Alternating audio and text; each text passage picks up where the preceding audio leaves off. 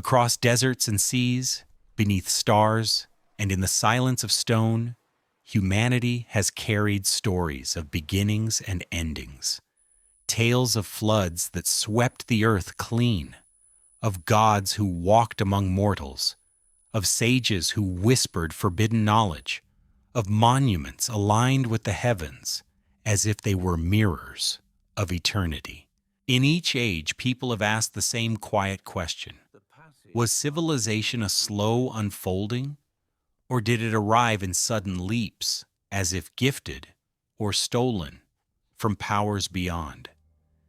Even in the medieval world, centuries after the pyramids had already weathered the sands, the Knights Templar were imagined as keepers of this ancient inheritance, guardians of hidden texts, perhaps heirs to wisdom that had survived through flood and fire. Whether fact or legend, their story became a bridge, tying the mysteries of the ancient world to the restless imaginations of later times. Here on Serene Myths, we journey through those echoes together, slowly, gently, with the night at our side. If you find yourself drawn to these stories, you are welcome to like or subscribe, so you may return whenever you wish. And if you feel inclined, let us know in the comments where and when you are listening tonight.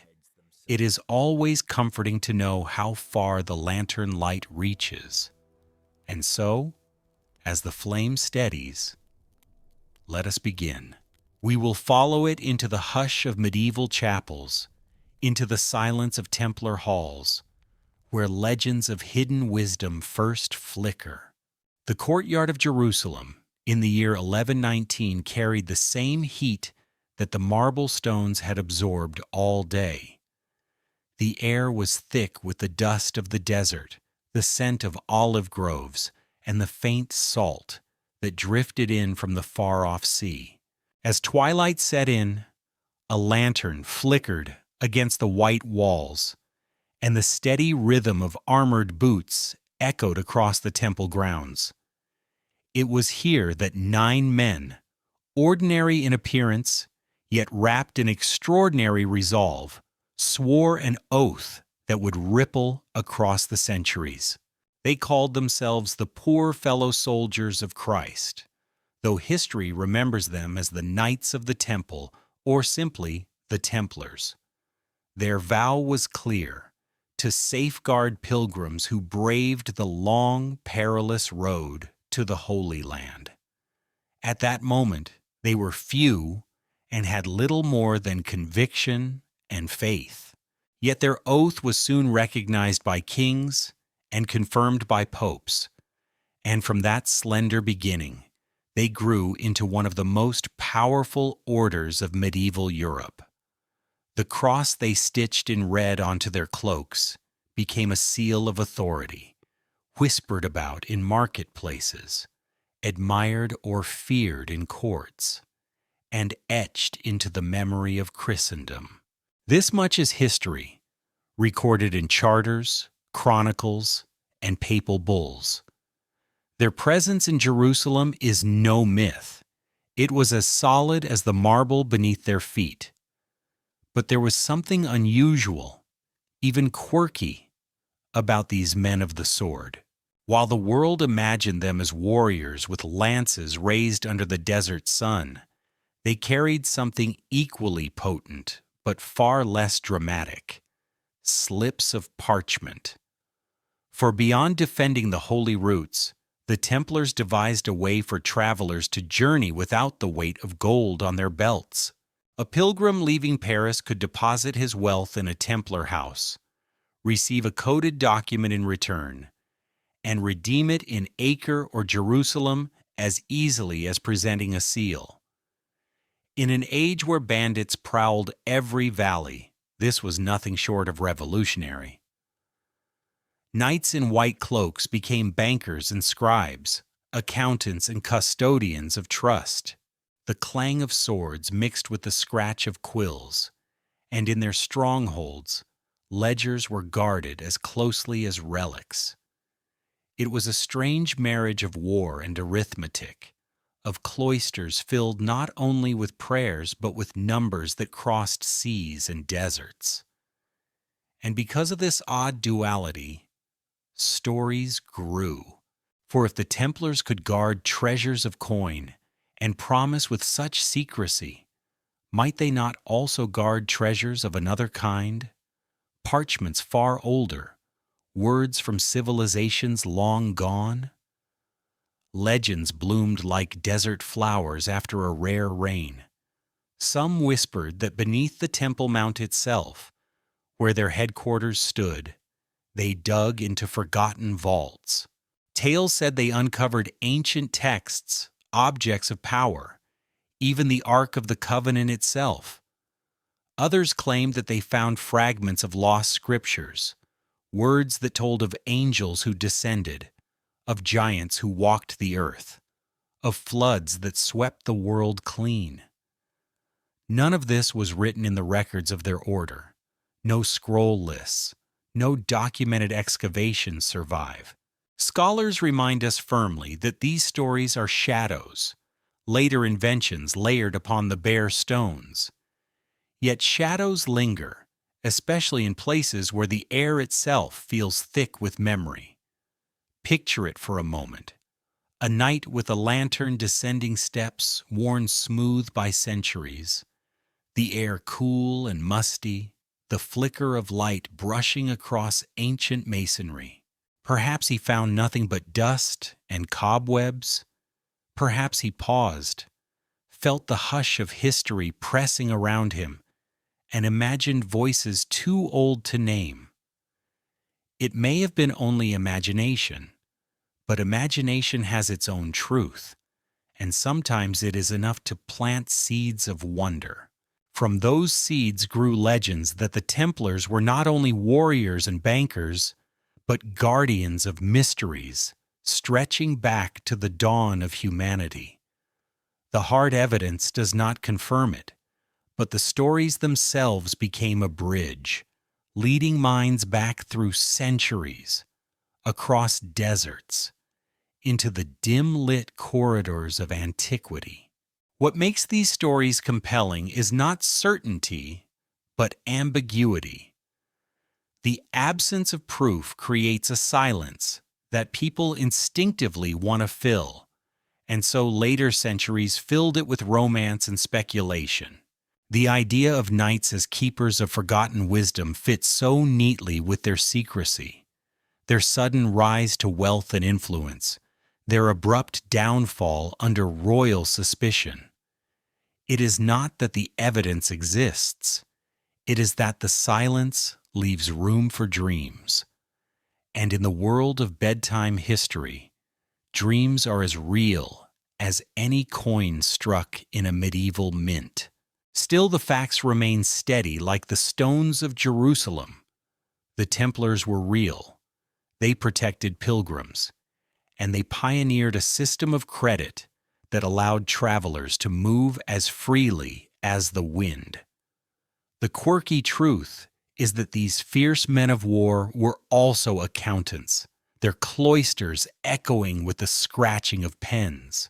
And the debated possibility, the legends of hidden chambers and lost scriptures, remain suspended in twilight, neither proved nor dismissed, like a lantern flame flickering in the wind. Now imagine yourself standing in that courtyard as night deepens. The marble is still warm beneath your sandals. The last glow of the sun softens into the horizon, and the desert exhales a cool breath.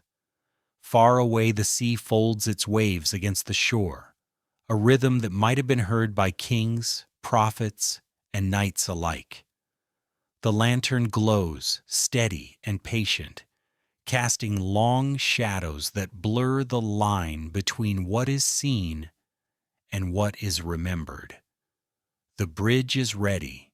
In the glow of the lantern, we can begin to sense the outline of voices more ancient still, the stories of watchers from the sky, of floods that reset the earth, of a book once beloved and then forgotten. The knights remain in the courtyard, but their lantern lights our path downward, toward a voice preserved in fragments of parchment and the echo of caves near the Dead Sea. The night gathers, the marble cools, the desert waits, and the sea whispers. A single flame carries us onward, deeper into memory. Along the eastern edge of the Mediterranean, the ports of Acre and Tyre shimmered with a strange blend of salt and incense. Ships with striped sails leaned against the wind, their timbers creaking with the weight of pilgrims, spices, and rumors. It was here, on the quays, that the Templars built their outward face to the sea. From the marble courtyards of Jerusalem, their reach extended outward like veins, pulsing with the movement of men and money. History shows that Acre, during the 12th and 13th centuries, became the linchpin of the Crusader kingdoms. Caravans poured in from inland deserts, bearing textiles, copper, and grain. From the west came ships stacked with wool, wine, and iron. Amid this torrent, the Templars were not simply knights with swords. They became custodians of order, guardians of contracts, keepers of paper. They built treasuries and commanderies at these ports, where one could deposit a coffer of coin and receive instead a sealed parchment. That parchment could be honored in another city, another year, across the desert, or across the sea. It was as if the Templars had invented a system of invisible roads, roads traced not by dust, but by ink. The quirky charm of this system lay in its odd mixture of austerity and sophistication. Picture a sunburned pilgrim stepping off a galley in Acre, sand still clinging to his boots, handing over a folded slip that looked no grander than a letter from home. A stern knight, his cloak whitened by the glare, would accept it, check its seal, and open the coffers of the temple's house as if by magic. No gold had crossed the sea, yet the wealth moved as though it had traveled invisibly alongside the pilgrim. In a world where even safe roads swarmed with brigands, this was nothing short of miraculous. It was a secret spell of parchment and trust, conjured not by priests, but by warrior monks. And here lies a debated question. Did the Templars' mastery of finance and correspondence give them access also to ideas far older, ideas flowing through the same ports and corridors? For Acre was not only a marketplace for goods, it was a marketplace for words. Merchants carried not only spices, but stories. Translators labored over scrolls and codices that had wandered from Baghdad, from Damascus, from Andalusia. In Sicily, where Norman kings ruled over a tapestry of Latin, Greek, and Arabic, manuscripts were copied, digested, and released into Europe. In Toledo, scholars translated Aristotle, Galen, and Euclid into Latin, building bridges of thought that changed the shape of learning. The Templars were not translators themselves. They were guardians of roots, of people, of contracts. Yet they stood at crossroads where learning crossed as well. Did they ever, one wonders, lean over the shoulders of a scribe in Sicily, glimpse the script of Ptolemy's stars or Avicenna's medicine, and carry the memory of such pages back to their strongholds? There is no record to prove it, but the possibility lingers. They were not scholars, but they were travelers, and travelers absorb the air of the ports they touch. Consider the warehouses of Venice, where ships laden with cotton from the Levant were docked beside crates of manuscripts bought cheap in the East. Venice dealt in goods and knowledge alike.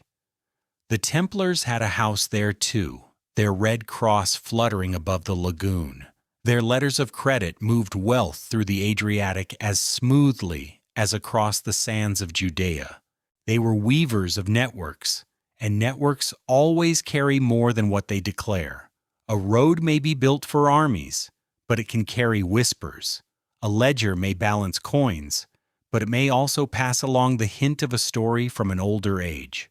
The quirky truth is that in this age of chainmail and parchment, a knight could become a banker, and a banker could become, in a sense, a librarian.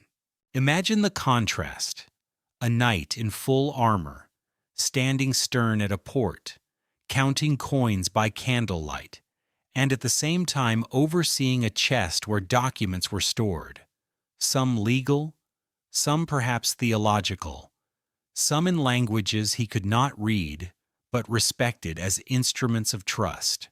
Within such chests, sealed in wax and cloth, who can say what scraps of ancient words may have passed, copied in Sicily, bought in Tyre, traded in Toledo?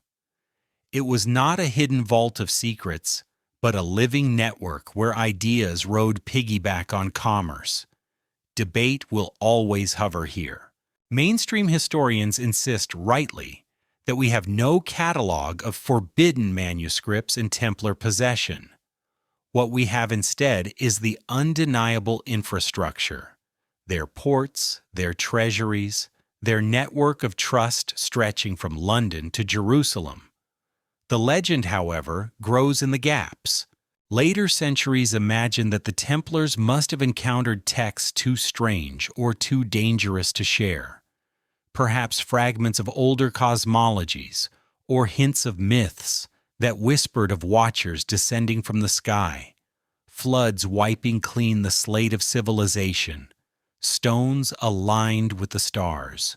Whether or not such fragments ever sat in their coffers, the legend was powerful enough to survive their downfall, carrying into the Renaissance, and beyond the notion that the Templars had once brushed against mysteries older than Rome, stand again on the quay of Acre at dusk. The marble stones are streaked with salt, the sun hangs low, and the desert wind meets the sea breeze in uneasy truce. Lanterns flicker along the port side, lighting up rows of warehouses and Templar houses. A pilgrim clutches a folded slip of parchment that holds more value than gold, while behind him a translator recites lines of Aristotle just carried from Toledo. The mingling of coin and text, of sword and parchment, fills the night air with a peculiar hum. The fact is clear. The Templars created a system of finance that allowed pilgrims to travel safely across vast distances, and their houses stood at the busiest ports of the Mediterranean.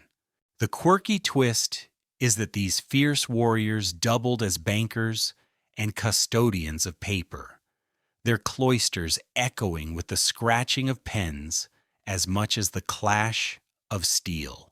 The debated possibility lies in the air of those ports, that in the exchange of paper and promise, ideas too, ancient, translated or half forgotten, traveled unseen, carried by the same hands that balance ledgers and sealed letters. The night deepens, the marble underfoot cools, the sea sighs against the docks, while the desert beyond remains still and watchful.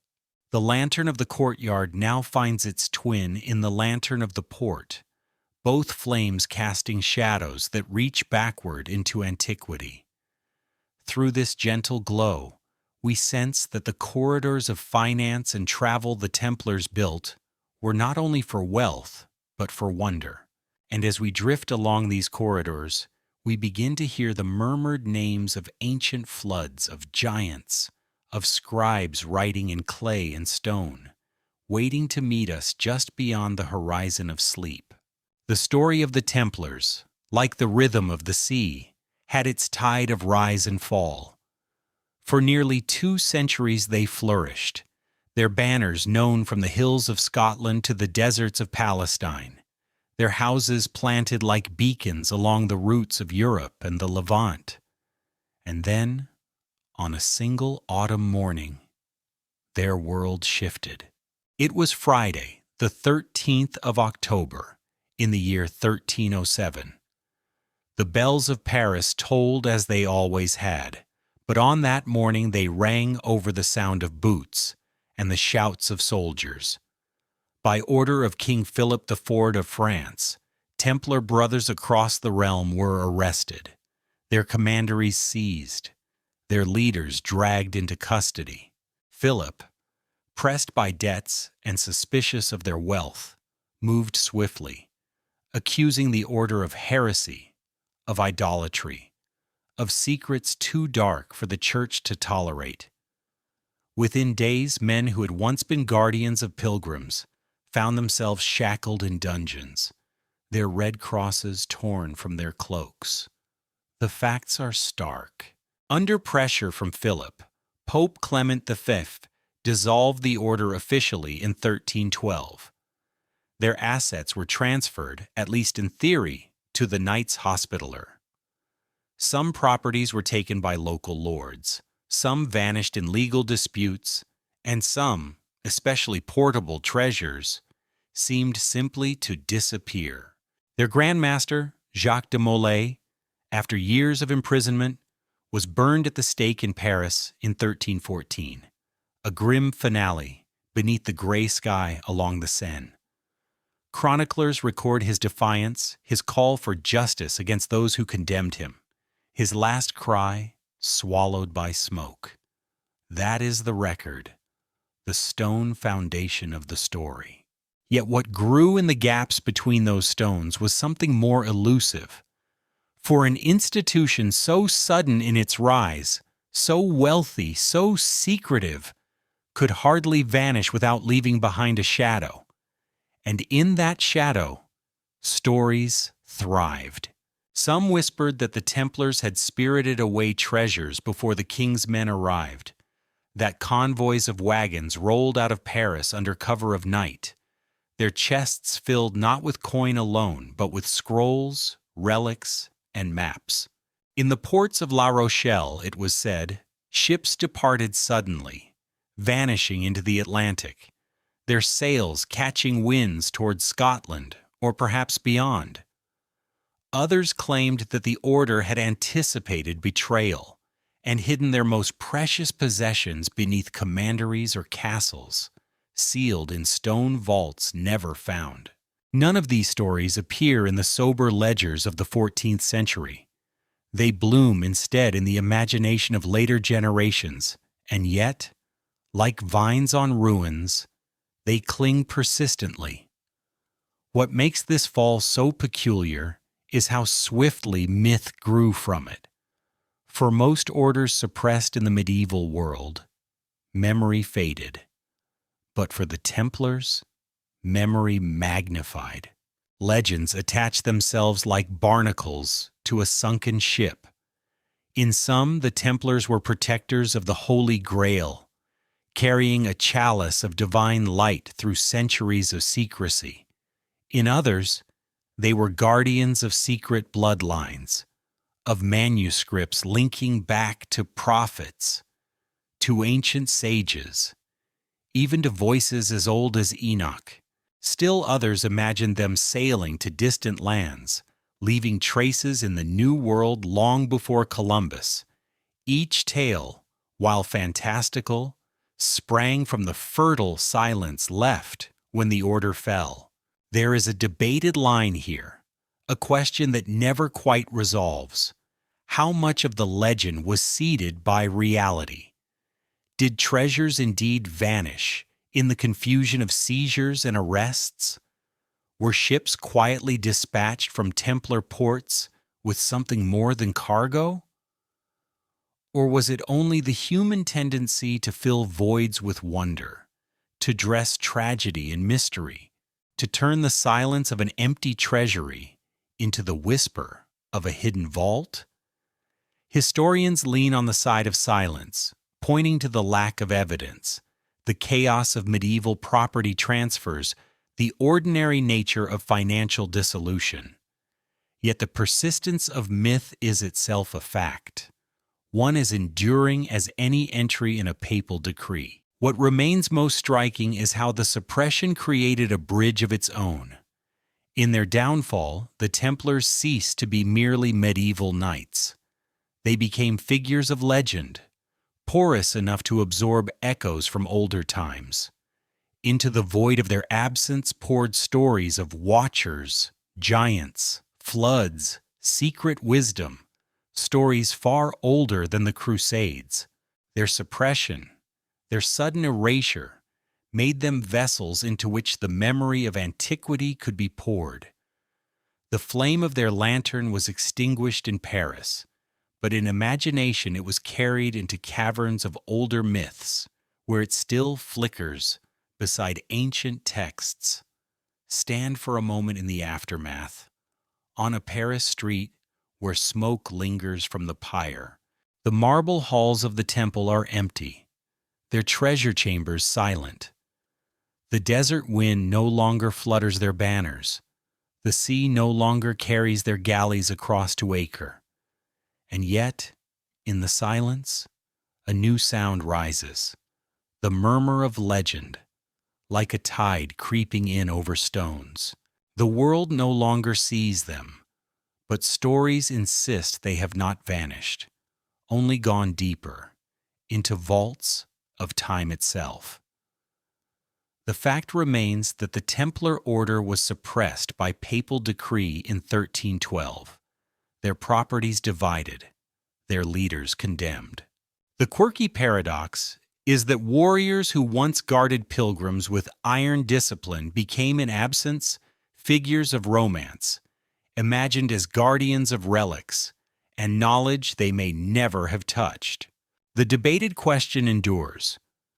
Were they only victims of a king's greed and papal politics, or were they also custodians of something older, something that slipped beyond reach when their houses fell? The night after their fall seems colder. The marble of their halls is left bare. The sun that once gleamed on their crosses has set. The desert, indifferent, stretches on, and the sea folds its waves as it always has. Yet within the hush of these elements, the story continues. The absence of the knights allows older voices to be heard, voices that speak of watchers in the sky, of a flood that swept across all lands, of a book preserved in secret caves by the Dead Sea. The courtyard lantern is gone, but another light waits, older and stranger. Across the ruins of 1312, through the corridors of myth that opened when the order was dissolved, we step gently toward that older flame. It glimmers in fragments of parchment, in memories that echo from stone to stone, calling us onward. The marble, the sun, the desert, and the sea still surround us, patient as ever, carrying us toward the waters of memory where the watchers wait. The lantern that once flickered in Templar courtyards now seems to hover over a different kind of chamber, a chamber not of stone, but of parchment. In the faint glow of imagination, the door opens onto a text written long before the Crusades, a voice preserved in fragments of ancient script. It is the voice of Enoch, a figure only briefly mentioned in the familiar books of Genesis, who was said to have walked with God, and then was no more, for he was taken. Around that small line, an entire world of story grew, a world recorded in the book of Enoch, a book that wandered at the edge of memory for centuries, excluded from the canon of the Bible in the West, yet cherished in other traditions, and rediscovered only in fragments with the Dead Sea Scrolls. The text tells of watchers, angels who descended from the heavens, drawn not by divine duty, but by the sight of human women. In the story, they took wives, and from those unions came the Nephilim, giants of strange power who filled the earth with violence. The world trembled under their presence, and the cries of humankind rose to the heavens. In answer, the divine decreed a reset, a flood to wash away the corruption, to cleanse the earth, to begin again. It is a story of boundaries crossed and consequences that followed, a myth of cosmic order reasserting itself when it had been broken. The facts are straightforward enough. Fragments of the Book of Enoch were found among the Dead Sea Scrolls in the caves of Qumran in the 1940s, confirming that the text circulated widely in the centuries before and after the birth of Christianity. Complete versions survived only in Ge'ez, the ancient liturgical language of Ethiopia, where the book remained part of the religious tradition. In the West, it had long been excluded from the canon, perhaps too strange, too vivid in its tales of angels and giants, too unsettling in its vision of a flood that was not just punishment, but a cosmic correction. Scholars debate why exactly it was left aside. Some say it was too speculative, others that it contradicted emerging orthodoxies. What is clear is that, for most of Europe, the book lingered at the margins, remembered only in scattered references, a whisper beneath the louder voices of the accepted scriptures. There is a quirky detail here that often surprises those who hear it. In ancient Jewish tradition, Enoch was sometimes linked with wisdom and heavenly secrets, and in later Islamic writings, he was identified with Idris, a prophet said to have been lifted to the heavens. In some Hellenistic thought, he was even blended with Hermes Trismegistus, the mythical sage who carried the keys of knowledge.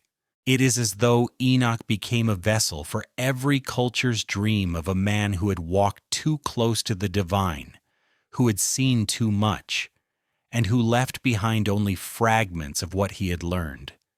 His book, with its angels and floods, its visions of heaven and prophecy, became a crossroads where myths touched. The debated point, however, is whether the Book of Enoch preserves a memory of something older than myth, a coded account of events that actually marked human prehistory. Some argue that the tale of the Watchers reflects older Mesopotamian myths of gods descending, taking mortal wives, and fathering semi-divine offspring. Others claim it echoes a universal pattern found in cultures from Greece to the Andes, where giants, demigods, or sky beings play a part in the world's beginning and its reshaping. Still others suggest it is a moral allegory, a story designed to explain why violence and corruption rise in human societies and why divine justice must intervene. There are voices, too, who wonder if it records not merely allegory but memory, an echo of floods and upheavals that ancient peoples survived, retold in the language of angels and giants. What is most striking is how the book nearly disappeared and then returned, like a long-buried relic. In the caves above the Dead Sea, shepherd boys searching for lost goats in 1947 stumbled upon jars filled with scrolls, some crumbled to dust, others still legible after 2 millennia of silence. Among them were pieces of Enoch, proof that the text had once been read, copied, and cherished by communities who waited for divine renewal. For the modern world, it was as though the book itself had walked with God into absence and then was taken back into light, a rediscovery that seemed to confirm that some stories cannot be erased, no matter how long they are hidden. One cannot help but feel that the Templars, had they lived to hear of these scrolls, would have recognized in Enoch a familiar pattern, the blending of heaven and earth, the consequences of forbidden unions, the flood as judgment and rebirth.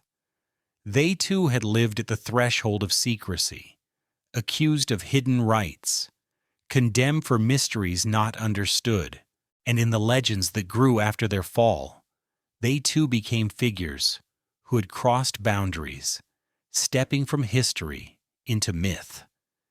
It is tempting to imagine that their lantern, carried across centuries, casts its light on Enoch's pages, illuminating words that were never entirely lost, but simply waiting in silence for their return. Stand with me in that cave above the Dead Sea, the air cool and dry, the limestone walls etched with the marks of time. A clay jar lies broken, and in the dust are curled fragments of parchment, ink faded but not gone. You lift a piece, and the letters seem to breathe again, speaking of watchers, of Nephilim, of a flood that wiped clean the slate of the earth. Outside, the desert stretches toward the horizon, silent but vast. Beyond it, the sea glimmers, holding in its depths the memory of waters that once rose higher, swallowing shores and reshaping lands. The marble of Jerusalem lies far behind, but its echo remains, a reminder that even in the medieval heart of Europe, people whispered of secret texts, of knowledge hidden and revealed in strange cycles. The fact is that Enoch's book existed, was widely read, and was later excluded from the canon in much of Christendom, only to survive in Ethiopia and to reappear in the modern age through archaeological chance. The quirky detail is that Enoch's figure merged with other cultural sages, Idris, Hermes, Trismegistus, as if the world could not resist giving him new names. And the debated question is whether his visions reflect allegory, myth, or fragments of deep memory from an age when floods reshaped the earth and humanity imagined that giants once walked beside them. As the lantern of this story grows softer, its glow begins to ripple like water. The voices of the watchers fade, replaced by the wider murmur of many cultures, all speaking of floods, all remembering boats and survivors, all sensing the weight of water pressing on their past. In the silence that follows, the sea begins to rise in our minds, lifting us toward a horizon where the next stories wait, carried not by parchment alone, but by tides and rivers and rain. The marble cools, the sun sets, the desert holds its breath, and the sea prepares to speak. The cave where Enoch's words lie in fragments feels like a quiet threshold. Step outside, and the desert wind carries you further back in time, back beyond his visions, beyond even the scrolls that hid in the cliffs of Qumran. For if there is one memory that lingers across continents and languages, it is the memory of a flood. From the valley of the Euphrates to the mountains of Greece, from the shores of India to the forests of the Americas, stories repeat themselves like waves upon a shore. The world was once drowned, only a few survived, and from their survival came the chance to begin again. In Mesopotamia, long before the Hebrews wrote of Noah, scribes pressed into clay the story of a man named Utnapishtim. In the Epic of Gilgamesh, this survivor recalls how the gods decided to cleanse the world of humanity's noise and corruption. Warned by a god who pitied him, Utnapishtim built a boat, sealed it with pitch, filled it with his family, animals, and seeds of life. When the waters rose, his vessel lifted above the drowned world, and when it settled on a mountain, he released birds to search for dry land. The details echo so closely with the later biblical story that it is hard not to feel a common current flowing between them. Clay tablets from nearly 4,000 years ago tell of the same bird, the same pitch, the same weary waiting for land to reappear. Travel farther west, and the Greeks spoke of Deucalion and Pyrrha, warned of a coming flood by the god Prometheus. They too built a vessel, survived the deluge, and when the waters receded, they repopulated the earth by casting stones over their shoulders, stones that turned into people.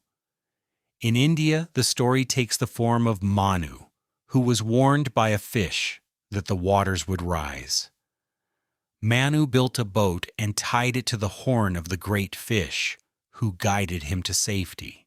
In the highlands of the Andes, tales tell of floods unleashed by angry gods, leaving only a handful of survivors clinging to mountain peaks. Across Polynesia, chants describe waves swallowing islands, with canoes carrying those who endured. What fascinates is not just the repetition, but the rhythm. In each case, the flood does not end the story. It resets it. A world awash with corruption or chaos is wiped clean, and the survivors carry forward seeds of life, knowledge, and memory. Flood becomes both catastrophe and rebirth, a way of explaining why humanity has both scars of destruction and the strange gift of continuity. The quirky twist in all of this is how detailed some of the accounts become. In the Mesopotamian tale, the boat is measured, its length 6 times its width, its decks sealed with tar.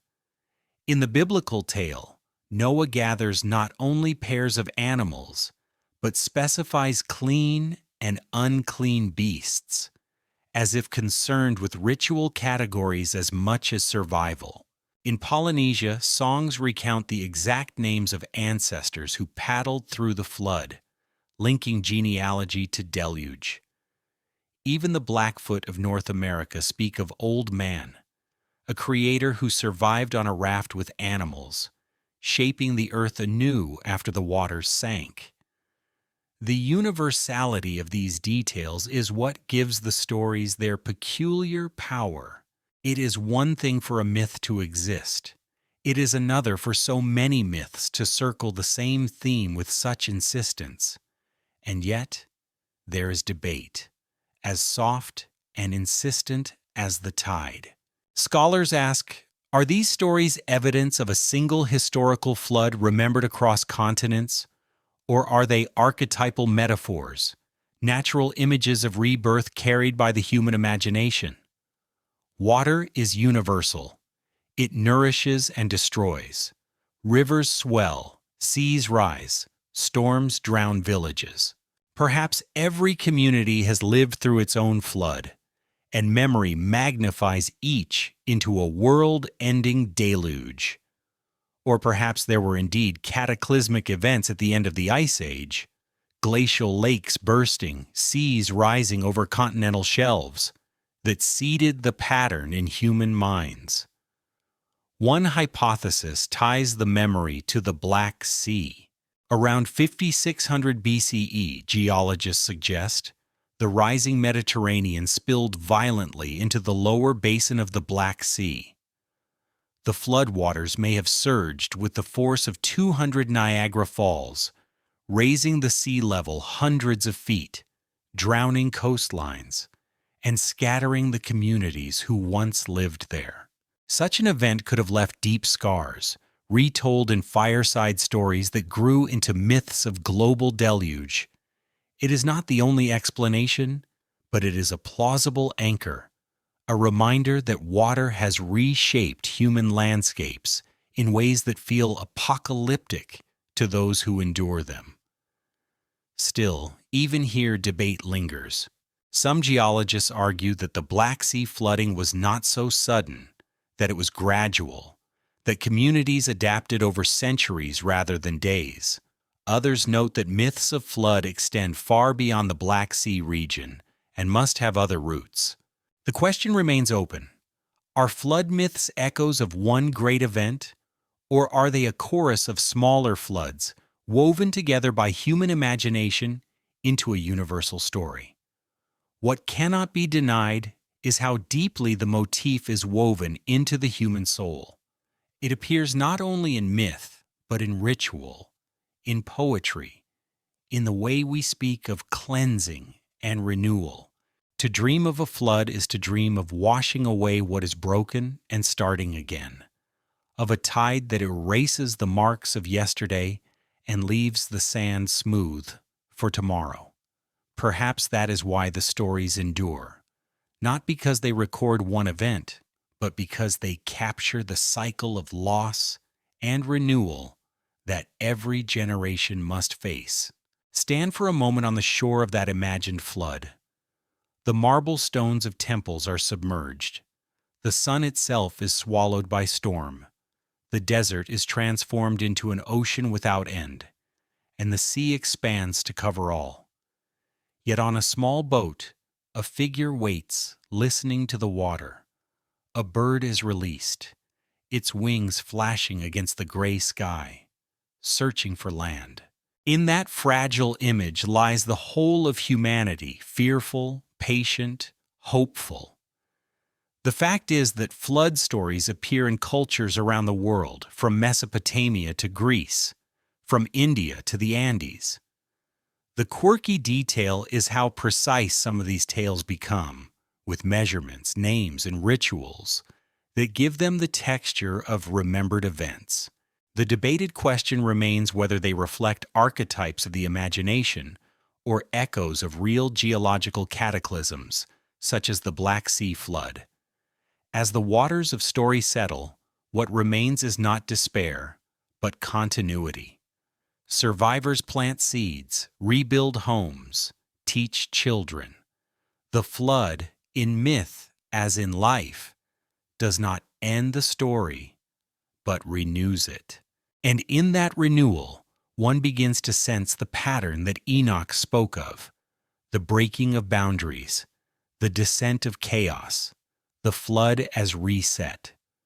The lantern flame that guided us from Jerusalem to Enoch now reflects upon rippling water, lighting the faces of countless cultures who each recall their own deluge. The sea sighs softly. The marble beneath our feet feels damp with memory. The sun dips behind clouds heavy with rain, and the desert, usually so dry, seems to shimmer as though waiting for water. Out of this hush, the next voice rises, not to tell new stories, but to pause, to mark, to consider what all these echoes mean. After wandering through the flood stories of so many cultures, one begins to feel as though the whole world has been soaked in memory.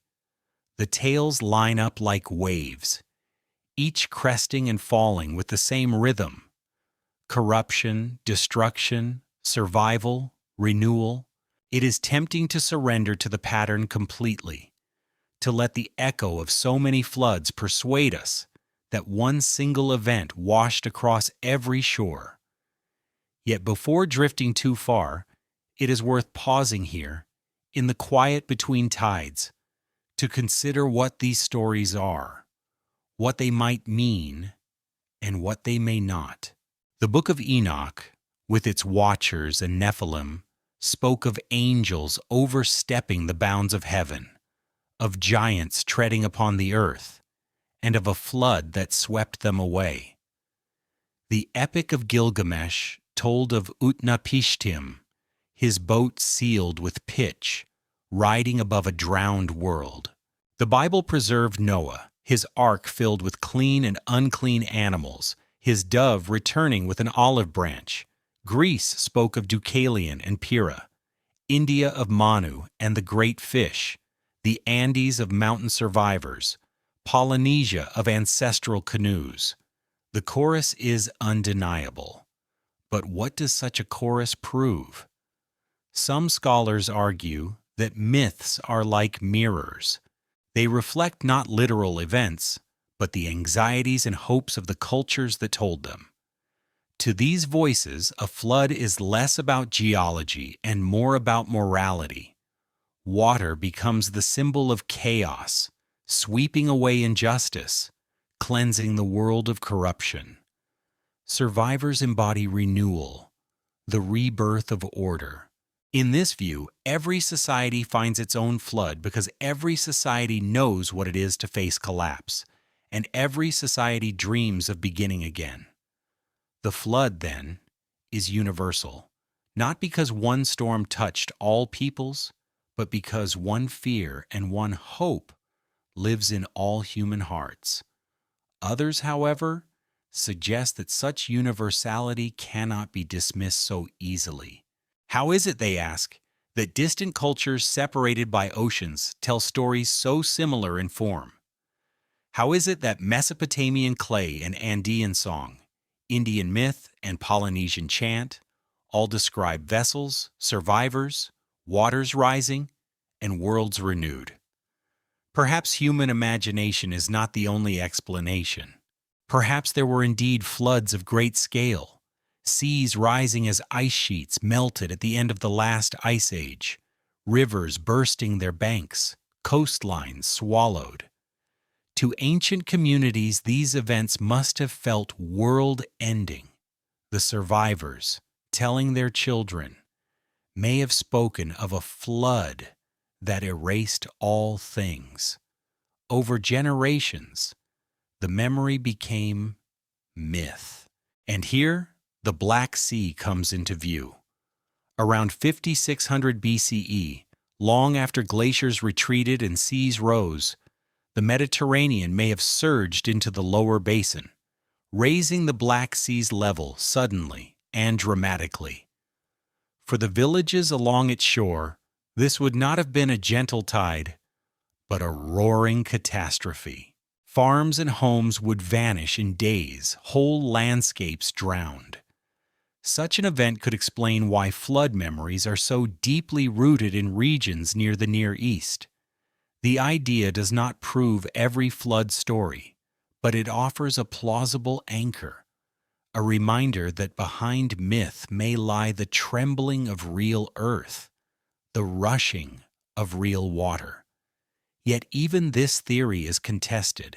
Some geologists argue the flooding was slower, less catastrophic, that people adapted gradually. Others note that flood myths reach far beyond the Black Sea, to places untouched by its waters. Could a single event explain the universality? Or are we listening instead to a song that humans composed independently, in different places, whenever water overwhelmed them? It is in this tension that the beauty of the stories resides. They are not neat, not easily pinned down. They are like waves overlapping, blending, sometimes canceling each other, sometimes amplifying. Each carries truth, though not always in the same way. One truth is geological, seas rise, storms come, rivers burst. Another truth is cultural, communities survive, remember, and reimagine. A third truth is symbolic. Humanity needs stories of cleansing and renewal, tales that remind us that after ruin, life can begin again. The quirky thing is how myths sometimes carry details that seem oddly technical, as if someone long ago was striving to record more than symbol. Noah's Ark is measured in cubits, with specifications for levels and pitch. Gilgamesh's boat is given precise ratios. The Black Sea hypothesis draws on core samples and sediment layers, scientific details echoing across millennia. It is as if both ancient scribes and modern geologists were drawn to the same instinct, to measure the flood, to pin chaos down into numbers and shapes. Perhaps this is what makes the myths linger. Not just the fear, not just the hope, but the desire to make sense of water, to give form to what is formless. The debated heart of it remains unresolved. Are these stories metaphors, shared archetypes springing from the human condition? Are they fragments of collective memory passed along from one generation to the next, encoding real disasters? Or are they both at once, truth woven with symbol, history wrapped in allegory, geology clothed in myth? The answer may never be final, and perhaps it does not need to be. For in the ambiguity lies the dreamlike quality that makes the stories so enduring, so suitable for nights like this when one seeks not certainty, but wonder. Imagine yourself resting beside a shore. The marble behind you still holds the day's warmth. The sun has dipped low. The desert stretches silent, and the sea murmurs with secrets. You hold in your hand a story, one among hundreds, telling of waters rising and survivors drifting. You do not know if it is literal or allegorical, if it belongs to one place or to all. Yet as you listen, it steadies your heart, reminding you that humanity has faced endings before and found ways to begin again. And here, in this pause, a gentle invitation. If you have ever read a line from the Book of Enoch or from the flood stories of other lands, which one stayed with you? Which detail clings like the scent of rain, like the sound of water against stone? Each listener carries their own fragment, and together, those fragments form the great chorus of memory. The lantern of our journey burns steadily, its light reflected on the water's surface. Beyond this pause, the road continues. From floods, we turn to rivers of clay, to tablets pressed with signs, to the first cities that rose upon the plains of Mesopotamia. But for now, the marble cools, the desert sighs, the sun folds itself behind the horizon, and the sea hums its patient lullaby. In the stillness of that song, one chapter ends, and another quietly begins. When the last echoes of flood stories fade into silence, another kind of sound rises in the imagination. It is not the crash of waves or the roar of thunder, but the quiet tap of a reed stylus pressed into wet clay. Thousands of miles from the shores of the Dead Sea, and thousands of years before the Crusaders walked Jerusalem, in the plain between the Tigris and the Euphrates, a city emerged that seemed to spring into being almost fully formed. Its name was Uruk, and it spoke with the voice of civilization. Around 3,500 to 3,100 years before the Common Era, Uruk began to swell on the banks of the Euphrates. Archaeologists uncover its remains in southern Mesopotamia, the land later called Sumer. What they find is not a village or a cluster of huts, but a city that seems to stand already at full stride. Its temples rose in stages of mud brick, stacked high to catch the sun, glinting with colored cones pressed into the walls to form mosaics. Its streets were laid out with a sense of planning, with districts for pottery, for weaving, for storage. Canals channeled the waters, sustaining fields that stretched outward into the desert. In the space of a few centuries, humanity leapt from farming villages to one of the first true cities in the world. Here, for the first time, we see writing take shape. Not yet literature, not yet poetry, but marks that meant something more than decoration. On tablets of clay, scribes recorded lists, barley rations, deliveries of beer, accounts of sheep. The signs were at first pictorial, simple drawings of grain stalks or jars, but as the centuries passed, they became abstract, lines and wedges pressed by stylus, the birth of cuneiform. By 3200 BCE, those signs formed a system of communication that could track trade, command labor, and preserve memory. In these humble accounts of food and flocks lay the foundation of history itself. For once, words could be fixed in clay. The past could be remembered not just in song, but in record. And with writing came numbers, and with numbers, new ways of seeing. The Sumerians devised a sexagesimal system, counting in 60s. From this strange base came divisions that still rule our lives: 60 seconds in a minute, 60 minutes in an hour, a circle of 360 degrees. The logic of their counting has outlived the bricks of their temples. Even now, when you glance at a clock face or a compass, you see the faint shadow of Uruk staring back. The quirky truth is that much of the earliest writing we have is not epic poetry or grand histories, but bureaucratic memos. A tablet from Uruk might tell you how much beer was distributed to each worker, or how many goats were loaned to a herder. Civilization, in its first written words, sounds less like a prophet and more like an accountant. It is oddly endearing to imagine the birth of writing, which would one day carry the story of Gilgamesh, began with office notes scratched into damp clay. It is as if humanity's first instinct upon learning to write was to make sure no one cheated at lunch. Yet the debated question remains, why did it happen so quickly? For tens of thousands of years, humanity had lived in scattered bands, then in farming villages. The progress was slow, almost glacial. Then, in the 4th millennium BCE, cities like Uruk seemed to erupt from the plain. Monumental temples, mass labor, complex administration, mathematics, and writing all appear in what looks like a sudden burst. Was it truly sudden? A leap forward that changed everything in a handful of centuries? Or are we missing the long prelude? Villages whose traces lie hidden beneath the soil, gradual steps that archaeology has not yet uncovered. Some scholars lean toward the gradualist view.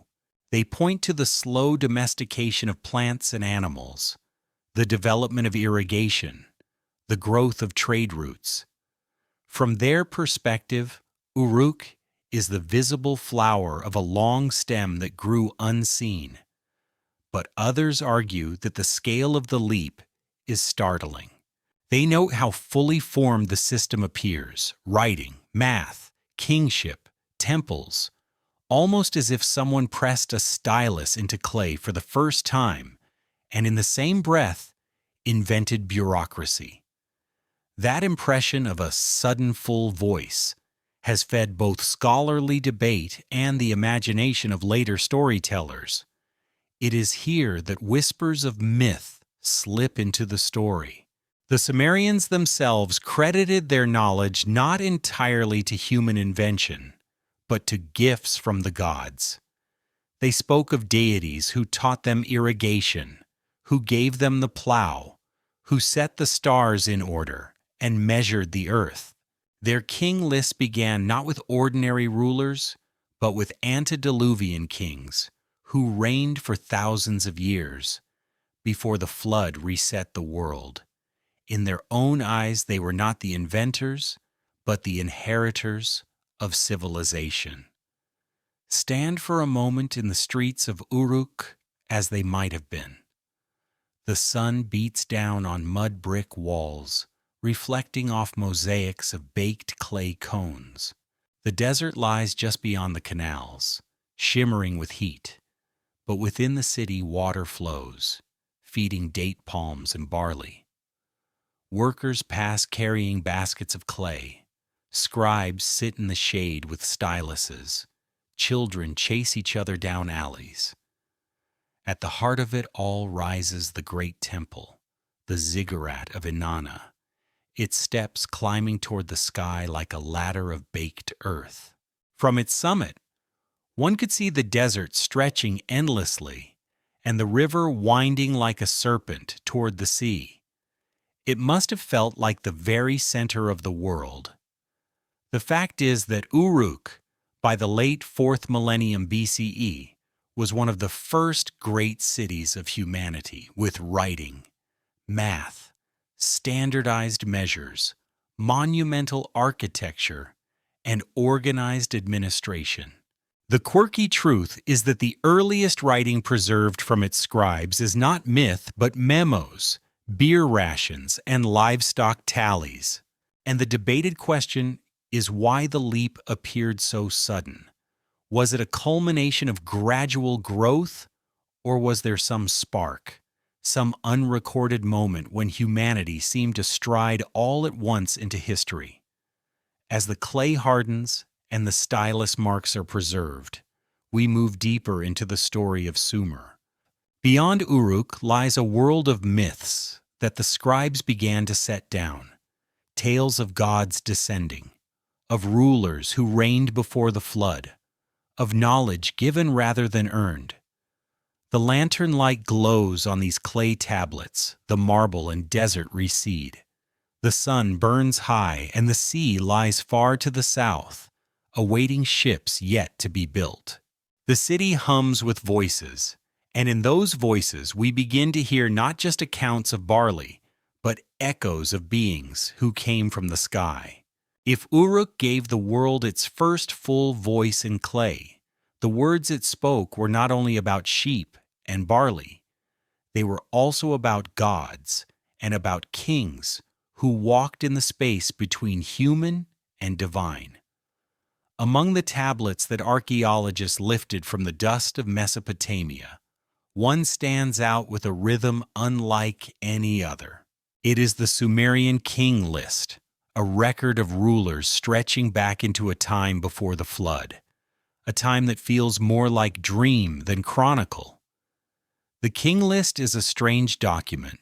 On its surface, it reads like a ledger of kingship, city by city, dynasty by dynasty, recording who reigned, how long they held power, and where authority passed when they fell. Yet what strikes anyone reading it is how impossibly long those reigns are in its earliest lines. It tells of antediluvian kings, rulers before the flood, who reigned not for decades, but for tens of thousands of years. One king is said to have ruled for 43,200 years, another for 28,800. The cadence of numbers rolls on like a chant, each entry stretching the imagination. Only after the flood, says the tablet, did reigns shrink to human measure. From that point, kings ruled hundreds of years, then gradually shortened until they reached spans more familiar to us. The fact of the king list's existence is not disputed. Copies survive on clay tablets from the early 2nd millennium BCE, though the tradition may be far older. Archaeologists have found fragments in Nippur and elsewhere, some in Sumerian, others later copied in Akkadian. The quirky detail is how it moves seamlessly from myth to history, from rulers who reigned longer than empires to rulers whose names match those found in other records. In one line you stand in the world of myth. In the next, you recognize a name carved in economic tablets. It is as though the king list is itself a bridge spanning the deep waters between memory and record. Why did the Sumerians write such numbers? Was it a symbolic way of expressing the greatness of the past? A poetic exaggeration to honor ancient kings? Or was it a reflection of myth, where gods and semi-divine beings reigned in ages when the world was different, when time itself flowed at another pace? Scholars have wrestled with this puzzle, and no consensus fully explains it. The debated heart of the matter remains. Is the king list a document of history embroidered with myth, or a document of myth embroidered with fragments of history? The Sumerians themselves did not seem to see a sharp line. To them, civilization was not invented. It was bestowed. They told stories of the Anunnaki, the great gods who decreed the destinies, who brought gifts of knowledge, who taught humanity agriculture, mathematics, writing, and the arts of kingship. In myth, These beings descended from the heavens, not as ethereal spirits, but as rulers who shaped the order of the world. Temples were not simply places of worship, but houses where the gods were thought to dwell, dispensing wisdom to those who served them. Among the gifts ascribed to them was the me, a word that meant decrees or powers, everything from weaving and shepherding to truth, justice, and kingship itself. These me were imagined as objects that could be stolen, bargained, given, or withheld, a cosmic library of civilization, entrusted to humanity by divine hands. It is a curious picture, not slow human invention, but sudden donation, as though knowledge itself was cargo, passed down from one realm to another. Here, the story shifts into speculation. Modern interpreters have often seized on the Anunnaki, imagining them not as gods, but as beings from beyond the earth.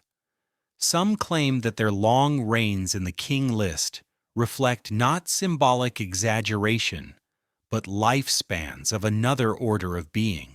Others suggest that the gifts of agriculture and metallurgy were not divine inspiration, but interventions, technologies passed down to humanity from an advanced source.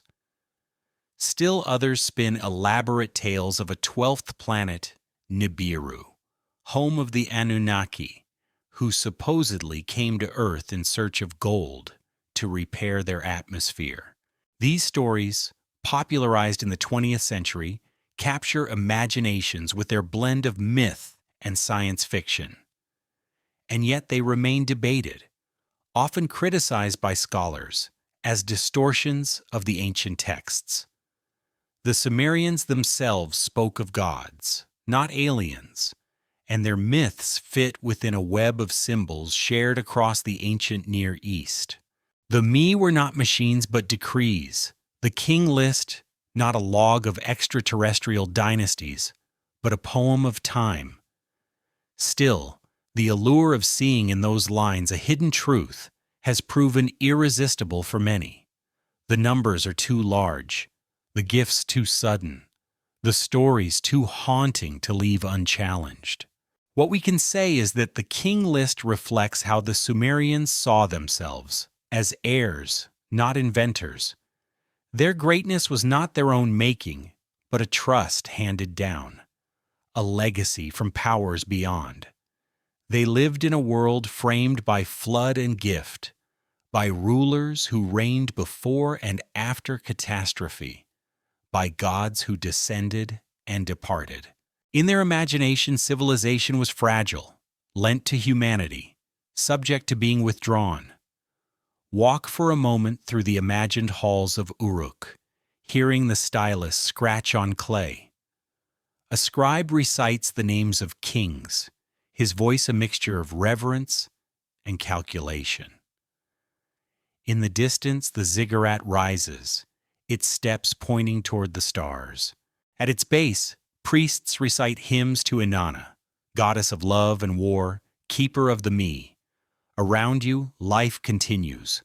Potters at their wheels, weavers at their looms, merchants tallying grain. And yet, behind it all, hums the belief that these skills, this order, this very city, was a gift, bestowed by beings whose reign stretched beyond reckoning. The fact is that the Sumerian king list exists, a remarkable blend of mythical and historical rulers inscribed on clay, with reigns so vast they defy comprehension before the flood, and then taper to earthly scales after. The quirky detail is that the Sumerians credited their civilization not to their own gradual invention, but to the me, divine decrees of culture given by the gods. The debated point is whether we should read these myths as poetry, symbolism, memory, or perhaps even distorted fragments of something humanity once lived through in a form we no longer recognize. As night falls over the plain, the marble of distant lands fades. The sun sinks into the horizon, and the desert cools under starlight. The sea, far off, whispers its rhythm, steady and eternal. Within the city, the lanterns of scribes glow as they press lists of kings into clay. Each number echoes, each reign stretches across millennia, carrying us further into mystery.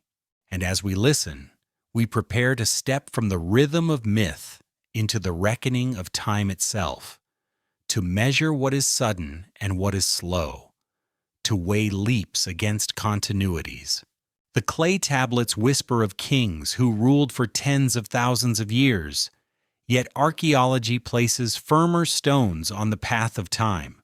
If we step back and look at the plain of Mesopotamia not through myth, but through spades and stratigraphy, a timeline emerges, a long corridor stretching from the 4th millennium to the 2nd. Its markers are cities rising, empires falling, floods remembered in sediment, and inventions pressed into clay.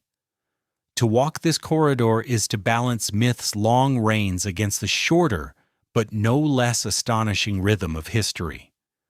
Around 4000 BCE, in the late Uruk period, the first great city-states blossomed in southern Mesopotamia. Uruk itself swelled to tens of thousands of people, perhaps 50,000 or more, a staggering size for its age. Temples of Inanna and Anu rose above the plain, ziggurats stepping upward like stairways to heaven. Proto-writing appeared, tallying goods, recording trades, naming officials. By 3500 BCE, the web of symbols was already complex, a script born not in poetry, but in barley accounts.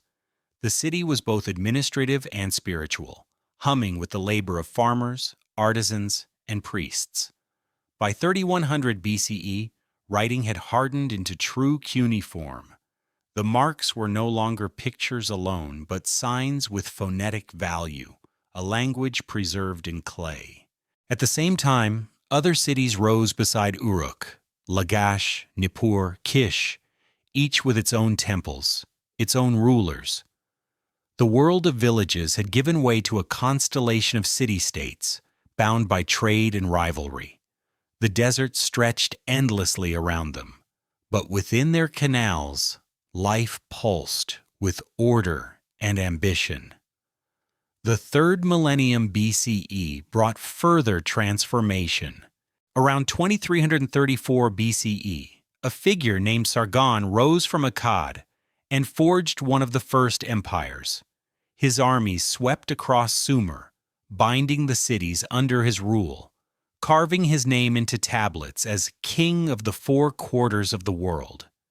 His dynasty lasted for more than a century, a reminder that power could leap from city to empire. Yet his empire too fractured, giving way to the Gudians, invaders from the mountains, and then to the Sumerian revival under the kings of Ur. By 2100 BCE, Ur III flourished, a centralized state with bureaucrats tallying grain and labor in exquisite detail. Clay tablets from this period are sometimes so precise that modern historians can reconstruct daily wages, temple festivals, and even the curriculum of scribal schools. And here lies a quirky delight. Among the ruins of Ur and Nippur, archaeologists have uncovered school tablets where students practiced lines over and over. A scribe should not talk. A scribe should sit. Children of 5,000 years ago struggled with their homework, carving neat wedges into clay, repeating exercises, making mistakes, erasing them with damp fingers. Civilization, it seems, was carried forward not only by kings and gods, but by weary students muttering lessons. One tablet even preserves the complaint of a pupil who grumbled about being beaten for laziness, a timeless echo of childhood sighs. The first civilizations were not only grand temples and empires, but also classrooms, mistakes, and laughter. Yet the debated question remains, how do we interpret this corridor of time? Was it a steady progression, a gradual build-up from villages to cities to empires? Or was it punctuated by leaps and breaks, sudden accelerations that defy simple explanation? The evidence points both ways. Archaeologists trace the slow domestication of crops, the incremental expansion of irrigation, the accumulation of trade routes. They can show how writing evolved from tokens to tallies to true script, each step building on the last. And yet, when one looks at Uruk around 3100 BCE, the scale still feels abrupt, as if civilization arrived mid-sentence. The king list itself reflects this tension. Before the flood, reigns last tens of thousands of years. After, reigns contract. Some scholars suggest the list encodes real shifts, catastrophes that reset societies, forcing them to rebuild anew. Others argue it is poetic memory, not evidence of real breaks. But even without the mythical reigns, history itself shows interruptions: the fall of Akkad, the Gutian interlude, the collapse of Ur III around 2000 BCE. Each time society fractured, only to rise again. Continuity and disruption interlace like the warp and weft of a loom. Consider the sediments of the Euphrates Valley. In some layers, archaeologists find sudden deposits of silt, suggesting floods that may have swept across settlements. In others, they see evidence of abandonment, of fields left fallow, of houses left to crumble. Each stratum is a pause, a breath in the rhythm of civilization. The people of Mesopotamia, like the writers of myths, knew what it was to endure floods, invasions, and collapses. Their stories of gods and kings reflected the cycles they lived: ascendancy, catastrophe, renewal. The quirky juxtaposition is that while rulers claim to reign for thousands of years in myth, real kings often ruled scarcely a decade before being overthrown. Some dynasties lasted generations, others fell in a single battle. Yet together, across centuries, they built the scaffolding of civilization. The great ziggurat of Ur still rises today in partial ruin, a reminder that even amid collapse, stones endure.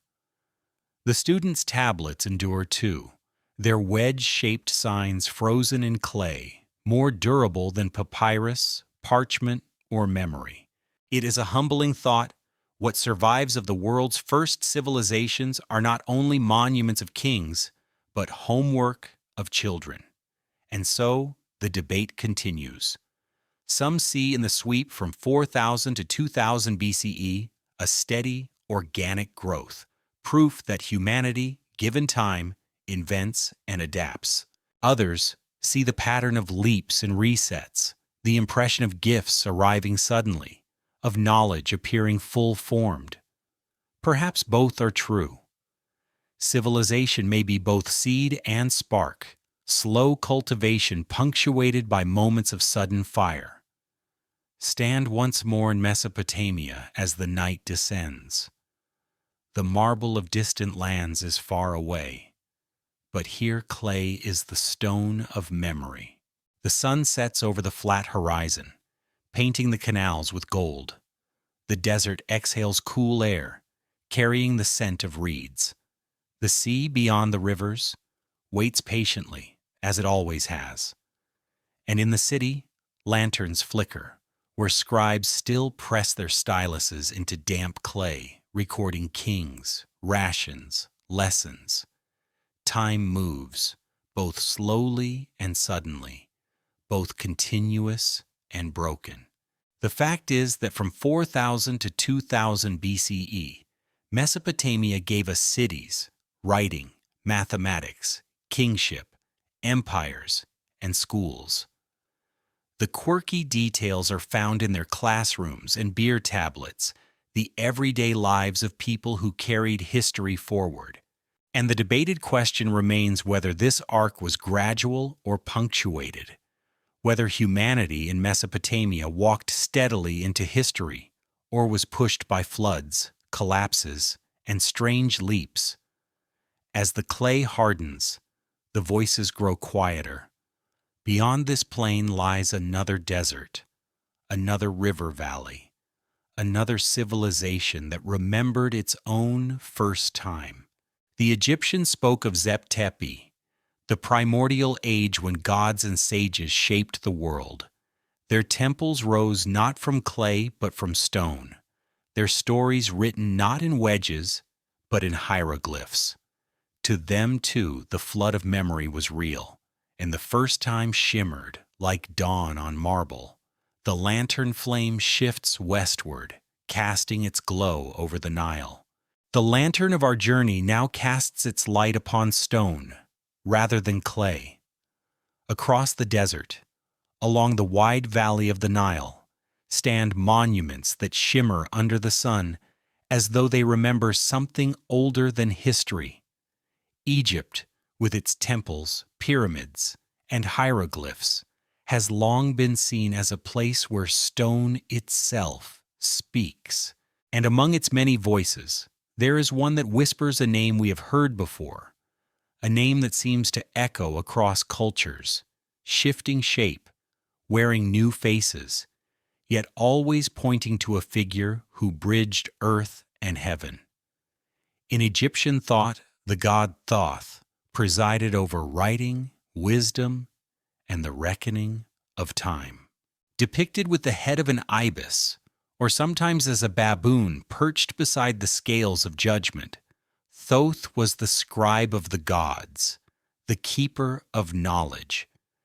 To him was attributed the invention of hieroglyphs, the order of the calendar, the measurement of the stars. He was the one who recorded the verdicts of the dead in the hall of judgment, who balanced the heart against the feather of truth. Without him, order would dissolve into chaos, for he was the master of words and numbers, the thread that stitched heaven and earth together. Later traditions outside Egypt gave this figure new names. The Greeks, when they came into contact with Egyptian religion, identified Thoth with their own Hermes, the messenger of the gods, quick and clever, patron of scribes and tricksters alike. Over time, Hermes took on a new title, Trismegistus, the thrice great, imagined as a sage who had lived long ago and gathered divine knowledge into sacred books. These Hermetic texts, copied and studied in the late antique and medieval world, spoke of the heavens, of alchemy, of the soul's journey. Hermes Trismegistus became, in the imagination of many, a bridge to an ancient wisdom older than Greece, older even than Egypt, a wisdom preserved through the ages for those ready to read it. And in Islamic tradition, another echo appeared. The prophet Idris, mentioned in the Quran, was described as one who was lifted up to a high station.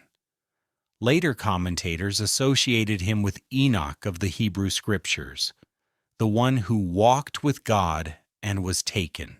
Idris, too, was sometimes linked with Hermes, merging the figures together until Enoch, Hermes, Idris, and Thoth seemed less like separate individuals and more like different faces of the same archetype, a man or a god who had touched the divine and returned with knowledge for humanity.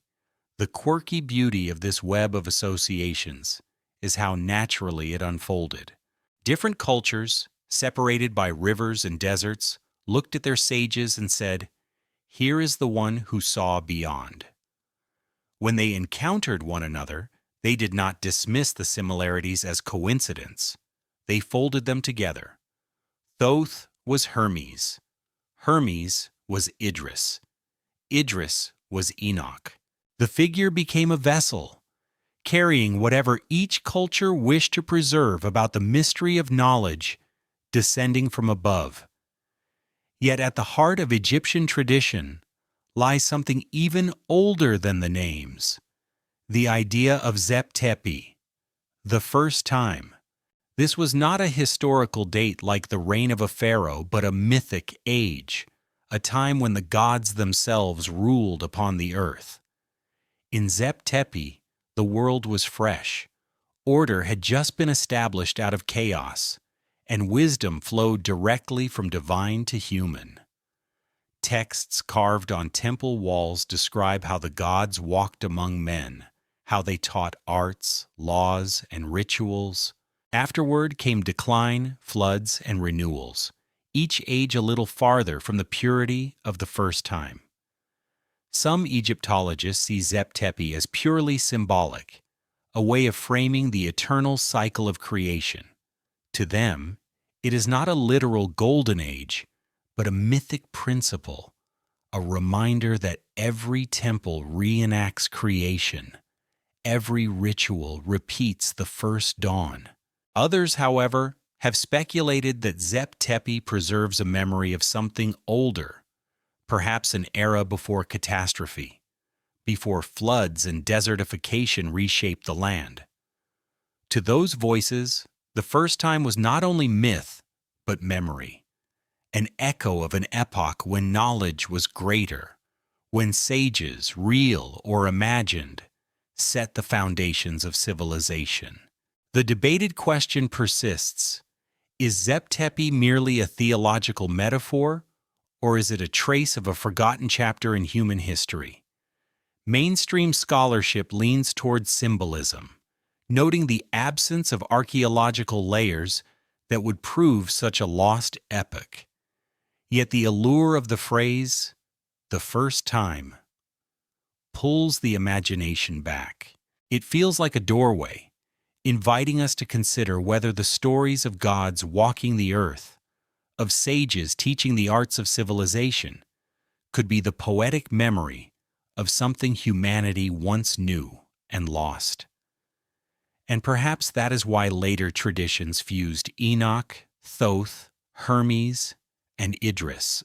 Each represented a thread of that first time, a figure who had access to knowledge beyond the ordinary, who bridged heaven and earth, who carried decrees of wisdom. To call them by different names was not to divide them, but to multiply the ways of remembering. The lantern flame of the Templars, the clay tablets of Sumer, the hieroglyphs of Egypt, all of them seem to converge here, pointing toward a figure who keeps watch over beginnings. Stand for a moment beneath the columns of an Egyptian temple at dusk. The marble has grown cool. The desert air wraps around you like a shawl, and the sun dips behind the horizon, painting the stone in crimson light. On the walls, carved figures of Thoth record rituals with delicate strokes, their ibis heads poised as if listening. The scent of incense lingers, the murmur of priests fades, and in the stillness, you feel that you are standing at the edge of the first time, when the gods themselves might step out from shadow to speak. The fact is that Egyptian tradition honored Thoth as the god of wisdom and writing, and later cultures identified him with Hermes Trismegistus, Idris, and Enoch, blending myths into a single archetype. The quirky detail is how naturally these associations formed, as if each culture saw in its own sage the reflection of another's, creating a shared figure who belonged to all. The debated question is whether Zep Tepi was only a symbolic cycle of creation, or whether it preserved some deeper memory of a lost age, when wisdom seemed closer, more immediate, more divine. As night gathers, the hieroglyphs on the walls seem to shimmer in the lantern glow. The desert outside grows still. The sea far away hums against the shore. The stars brighten overhead. Egypt remembers its first time, And in its memory we hear the same cadence that carried through Enoch, through Mesopotamia, through every culture that dreamed of sages and floods. In the silence, another monument waits, one carved from stone that has weathered both sun and rain, a monument whose gaze has stretched across millennia. The Sphinx holds its watch, and in its eroded lines, another debate begins. Beyond the temples where Thoth's image lingers, the desert opens wide, and there stands a creature both beast and monument. The great Sphinx of Giza, carved directly from the limestone plateau, has gazed eastward toward the rising sun for thousands of years. Its body stretches low to the sand, its paws extended, its face, though worn by time, still regal in profile. Few monuments in the world hold such quiet authority.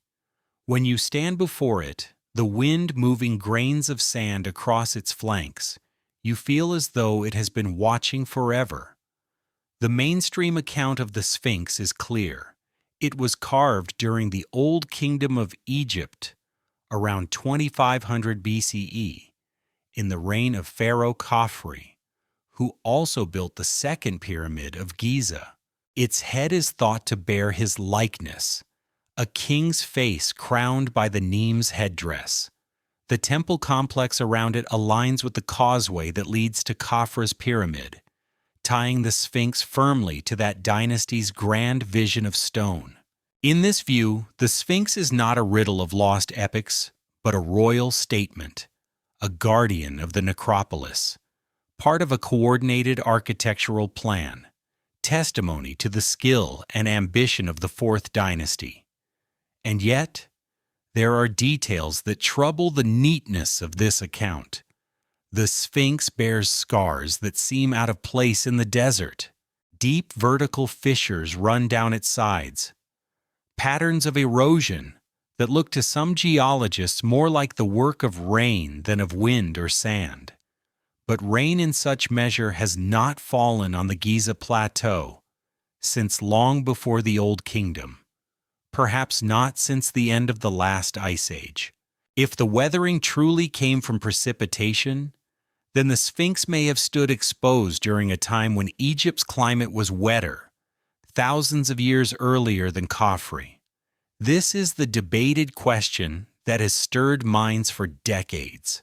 Egyptologists hold firmly to the Old Kingdom dating, citing inscriptions, architectural context, and the absence of any Old Kingdom texts that hint at the Sphinx being ancient even in their time. To them, the erosion is the work of wind, sand, and the occasional Nile flood when groundwater rose. The geology, they argue, is complex, and vertical fissures can form without heavy rainfall. But a group of geologists and alternative historians counter that the patterns are unmistakably those of water running down stone, that the statue's body was shaped in an age when the desert was savanna, when rains fell seasonally and the Nile Valley was greener. One quirky detail in the Sphinx's long life is the dream stela set between its paws. Erected by Pharaoh Thutmose IV around 1400 BCE, the stela recounts how, as a young prince, he fell asleep in the shadow of the Sphinx and dreamed that the great statue promised him kingship if he would clear away the sand that buried its body. He obeyed, and the prophecy came true. The story adds layers to the monument. Not only is the Sphinx a guardian, but it speaks in dreams. It promises destiny. It asks for devotion. For centuries after Khafre, Egyptians continued to regard it as sacred, maintaining and restoring it when sands threatened to swallow it whole. Another story, less sacred, but no less enduring, tells how the Sphinx lost its nose. Some claim it was blasted away by cannon fire from Napoleon's troops in the 18th century. though sketches from before his arrival already show the nose missing. In truth, it was likely chiseled off deliberately by a religious zealot centuries earlier, who saw in the statue an object of pagan veneration. Whatever the cause, the Sphinx gazes on without its nose, its profile softened but its presence undiminished, as though imperfection has only deepened its mystery. Stand at its paws, and you feel the enormity of its scale. The head, though worn, towers above. The body stretches the length of a city block. The limestone bedrock from which it was carved contains layers of differing hardness, and these layers have weathered unevenly, producing the deep channels that fuel the debate. To the trained eye, the patterns might say wind or water, age of 4.5 millennia, or perhaps twice that. To the untrained, they whisper only that the stone has endured much more than sandstorms. If the water erosion hypothesis were true, the implications would be immense. It would suggest that the Sphinx predates the pyramids beside it, standing as a guardian from a forgotten epoch, perhaps linked to the first time remembered in Egyptian myth. It would push the statue's origin back to a wetter climate, possibly before 7000 BCE, when rains still swept the Sahara. Such a date would rewrite the timeline of civilization, suggesting monumental architecture long before the accepted dawn. Yet this remains speculation, unconfirmed by inscriptions or layers of human settlement. The absence of hard evidence anchors the mainstream view, but the possibility hovers like a mirage on the horizon. The fact is that Egyptologists tie the Sphinx securely to Khafra's reign in the Old Kingdom, supported by context and architecture. The quirky detail is the dream stela, where the Sphinx itself becomes a speaking oracle, shaping the destiny of kings, as well as the odd legends of its missing nose. The debated question is whether its erosion patterns tell of reigns long past, hinting at a far older origin that would upend conventional history. Night falls across the plateau. The marble glow of temples fades, the desert cools, the stars burn brighter in the black sky. The sea, though distant, hums its eternal rhythm. The Sphinx continues its silent vigil, its scars deepened by centuries, its gaze steady on the horizon, where dawn will return. Its silence is eloquent, for in its weathered lines lie two possible stories, one of a monument built by known kings and one of a relic from a forgotten age. Between those stories lies the riddle, as enduring as the monument itself. The lantern of our journey flickers, casting its light from the Sphinx's flanks toward the great pyramids that stand nearby. Their edges cut sharply against the night, their shadows stretching across the sand. If the Sphinx holds riddles in its weathered body, the pyramids hold riddles in their very design. Tombs, tools, or tomes. What purpose did they serve, and what memories do they preserve? Not far from the watchful gaze of the Sphinx rise the pyramids, their angles sharp even after millennia, their presence so commanding that they dominate the horizon of Giza. The Great Pyramid of Khufu, tallest of them all, once stood nearly 500 feet high, its casing stones gleaming in the desert sun like polished marble. Even now, stripped of its outer skin, it remains one of the most astonishing feats of construction ever achieved. When you stand at its base, each block towering above you, you feel less like a visitor to a ruin and more like an ant standing at the edge of a mountain. The mainstream understanding of these monuments is clear. They were tombs, built to house the remains of pharaohs and to serve as eternal stairways for their souls to ascend to the heavens. The Great Pyramid contained burial chambers, including the King's Chamber with its massive granite sarcophagus. Other pyramids show evidence of burial goods, inscriptions, and rituals. The pyramid texts, carved inside the walls of 5th and 6th dynasty pyramids, record incantations meant to guide the pharaoh in his journey to the afterlife. These are facts as firm as the limestone itself. For Egyptologists, the pyramids are expressions of royal power, religious devotion, and technical genius, tombs elevated to cosmic scale. Yet the pyramids invite questions that go beyond the simple word tomb. Their scale is overwhelming. Millions of blocks, some weighing more than 50 tons, aligned with astonishing precision. The Great Pyramid is oriented to the cardinal directions within a fraction of a degree. Its base is nearly level across 13 acres. Its shafts align roughly with stars in Orion and Sirius. These details stir wonder even among those who accept the tomb interpretation, for they show a people with mastery not only of stone, but of the heavens. The quirky details only deepen the sense of mystery. Inside the Great Pyramid are narrow shafts, some no wider than a man's shoulders, leading upward from the chambers. Some seem to point towards specific stars, yet their full purpose remains debated.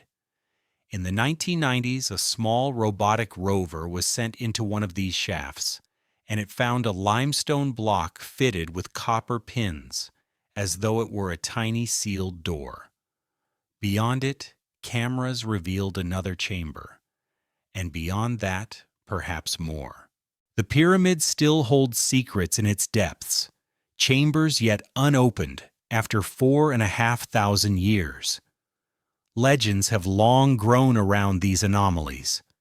Arab chroniclers of the Middle Ages claimed that the pyramids were not tombs, but storehouses of knowledge built before the flood, designed to preserve the wisdom of a lost age. Some said they contained records of the stars, maps of the earth, even prophecies of future ages. In these tales, the pyramids were not graves but libraries, stone tomes filled with codes and symbols. Modern voices have added their own interpretations. Some propose that the pyramids functioned as giant astronomical instruments, aligning with constellations to mark cycles of time. Others speculate they were energy devices of some kind, harnessing the Earth's natural fields or amplifying vibrations. These ideas are debated, dismissed by mainstream scholarship as imaginative but unproven. Yet they persist because the pyramids themselves, with their scale and silence, invite speculation. The debated question, then, is not whether the pyramids were tombs. They certainly held sarcophagi and burial inscriptions, but whether they were only tombs. Could they have been multi-purpose monuments, serving both as royal graves and as cosmic markers, machines of stone that encoded astronomy, mathematics, and myth? The alignments suggest intention, and the precision suggests more than mere ritual. Perhaps the pyramids embodied both, the sacred resting place of kings and a tool for measuring eternity. Archaeologists remind us that pyramids evolved gradually from earlier mastabas, rectangular tombs of mud brick. The step pyramid of Djoser at Saqqara shows the transition, a stack of mastabas rising toward the sky, the first great experiment in stone. From there, the builders refined their art, learning from collapses, adjusting angles, until Khufu's pyramid reached its perfect form. In this view, the pyramids are the culmination of centuries of experimentation, not sudden intrusions from a forgotten age. Yet even in this sober telling, the marvel remains. The ingenuity, organization, and devotion required to build monuments of such scale, with such alignment to the stars. Imagine standing before the Great Pyramid at dawn. The marble-like casing stones are long gone, but in your mind's eye you see them gleaming, reflecting the first rays of the sun across the desert. The shadow of the pyramid stretches westward, marking the time as if the stone itself were a colossal sundial. Inside, in the dim corridors, air is cool, the walls smooth, the silence deep. You hear only your own breath as you pass upward toward the king's chamber, its granite blocks fitted so tightly you cannot slip a blade between them. Was this chamber only a tomb? Or was it also a chamber of resonance, a place where stone itself hums with mystery? The fact is that the pyramids were royal tombs, filled with burial texts, sarcophagi, and rituals for the pharaoh's afterlife. The quirky detail is the presence of shafts, sealed doors, and legends that suggest the pyramids hid more than bones. The debated point is whether these monuments were simply graves, or whether they doubled as tools of measurement, memory, or even machines of stone, designed to carry knowledge forward. Night drapes itself over Giza. The desert air cools. The stars rise above the horizon, and the pyramids seem to glow in starlight, their angles aligned with Orion's belt. The sea lies far beyond, but its rhythm is echoed here in the rhythm of stone, the pulse of geometry and mystery. As we gaze upward, we begin to feel the pull of texts ascribed to Hermes Trismegistus, the books of Thoth, the whispers of hidden wisdom said to be sealed within the pyramids themselves. The lantern flickers toward those whispers, guiding us deeper into the mystery of what might have been preserved in stone. The pyramids stand silent in the starlight, their massive stones whispering only in geometry, not in words. Yet alongside these stones grew a tradition that Egypt held not only monuments, but manuscripts. Books hidden in tombs, sealed in temples, guarded by priests, perhaps even buried beneath the paws of the Sphinx. Among these, none were more whispered about than the so-called Books of Thoth, said to contain the deepest secrets of heaven and earth. Thoth, the divine scribe, was imagined not only as the inventor of writing, but as the author of sacred texts so powerful they could move gods and mortals alike. Later traditions claim these books revealed the language of animals, the paths of stars, the spells to command life and death. To possess them was to hold mastery over nature itself. Egyptian stories warned that such knowledge was dangerous. One tale tells of a prince who found the Book of Thoth, read its spells, and gained the ability to enchant all creatures. But the gods, angered by his presumption, cursed him, and he suffered until he returned the book to its resting place. Wisdom was a gift, but to seize it recklessly was peril. Centuries later, when Greece and Egypt met under the Ptolemies, Thoth was identified with Hermes, and the idea of his books took on new life. The Hermetica, a collection of writings in Greek attributed to Hermes Trismegistus, spoke not in spells, but in philosophy, dialogues about the soul, the cosmos, the divine mind. Texts like the Poimandres described visions of the universe as emanations of a single source, the human mind as a mirror of the divine, knowledge as a path to salvation. These works, written between the 1st and 3rd centuries CE, combined Egyptian, Greek, and sometimes Jewish ideas, blending myth and philosophy into a potent brew. The fact of the Hermetica is secure. Manuscripts were copied, translated into Latin, and studied by philosophers and alchemists.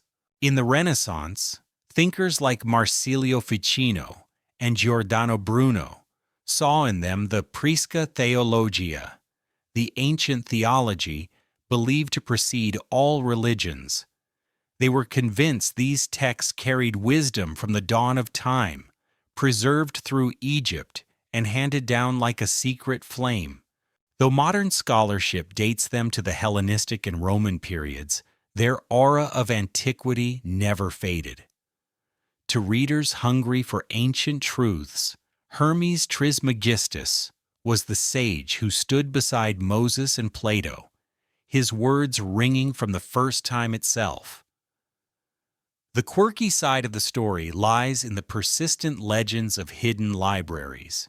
Medieval Arab chroniclers wrote that the pyramids were built not as tombs, but as vaults for books and instruments from before the flood. They imagined chambers sealed within stone, filled with scrolls of astronomy, maps of the heavens, machines of forgotten science.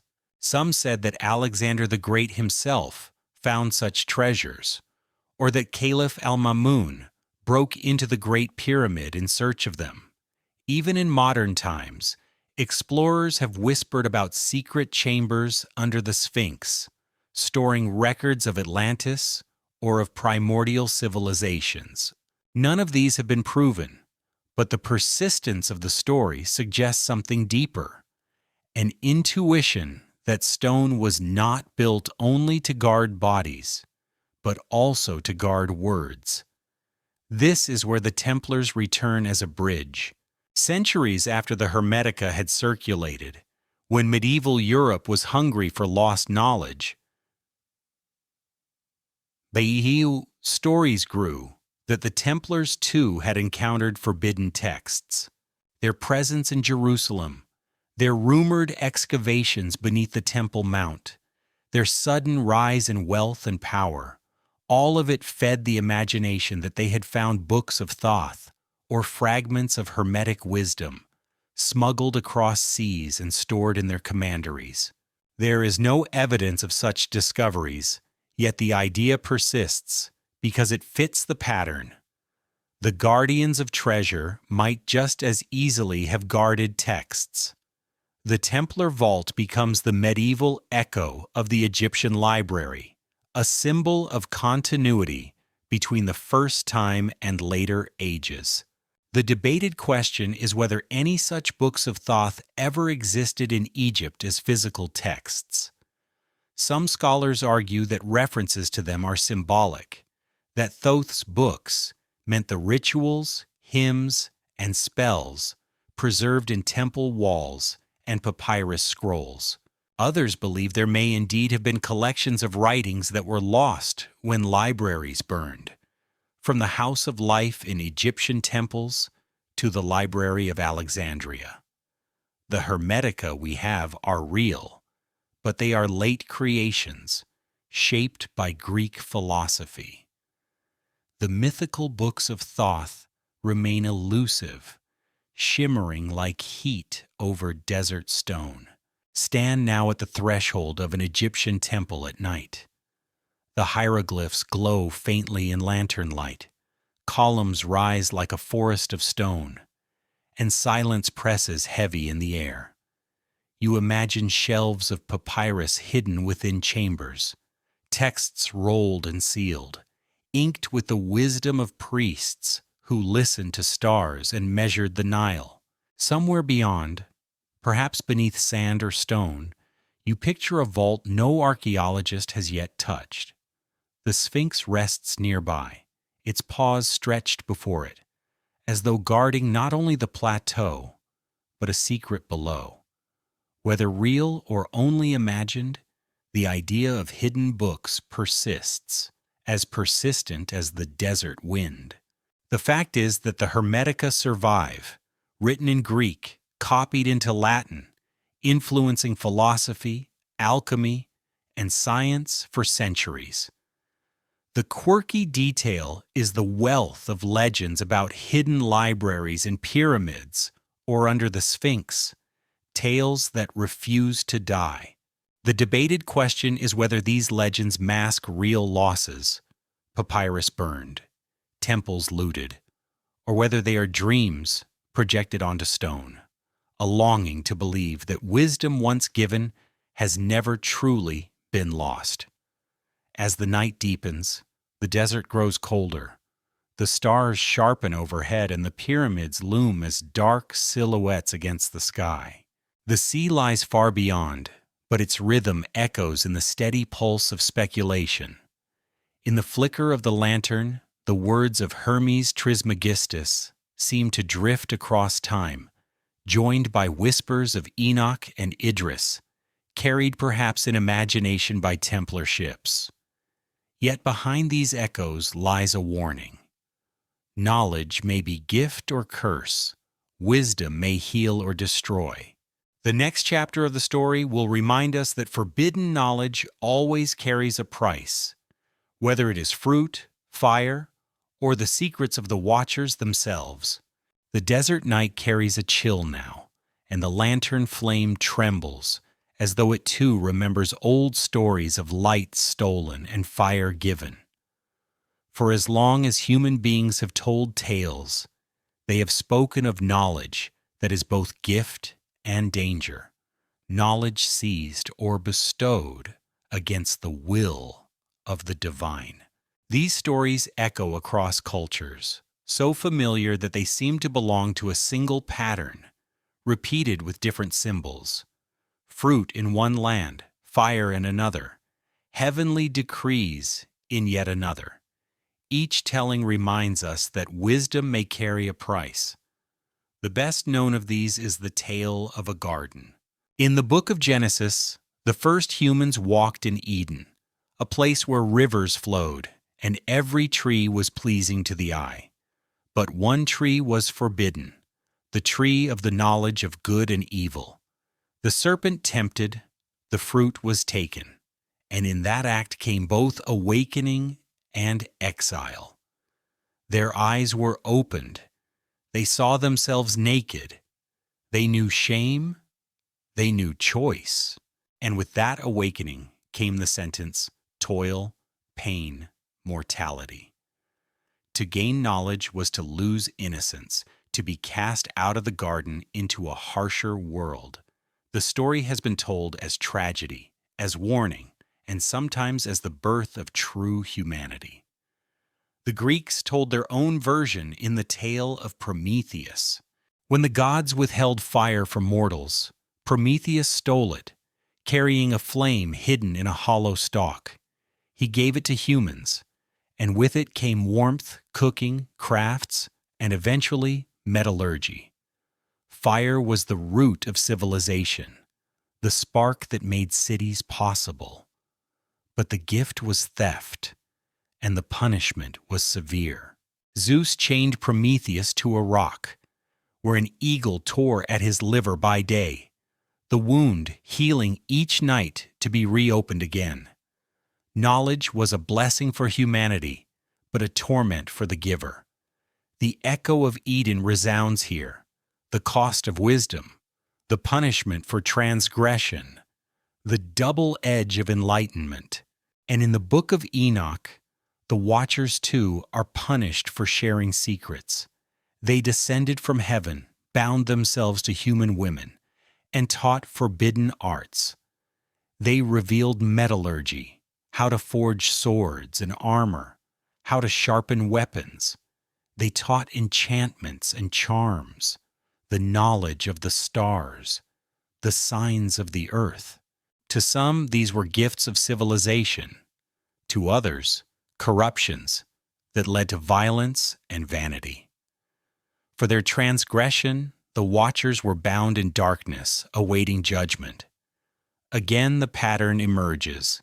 Knowledge seized or given against divine will brings catastrophe, whether for the givers or the receivers. What is striking is how consistently these myths circle the same paradox. Knowledge is good, necessary, the root of culture and survival. But it is also dangerous, destabilizing, a force that can lead to pride, violence, or hubris. To eat the fruit is to awaken, but to lose paradise. To steal fire is to kindle progress, but to provoke wrath. To learn the arts of heaven is to gain civilization, but to invite flood and destruction. The stories do not deny that humanity needs knowledge. They warn that knowledge cannot be had without cost. The quirky detail is how similar the punishments often are.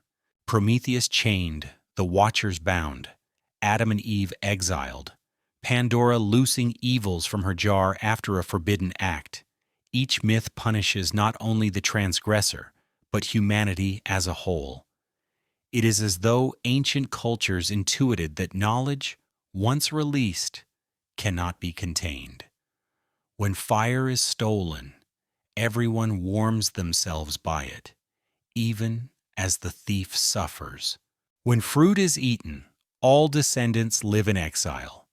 When forbidden arts are taught, entire generations wield weapons and charms. Punishment is collective, because knowledge spreads like flame or seed. The debated question is what these myths preserve.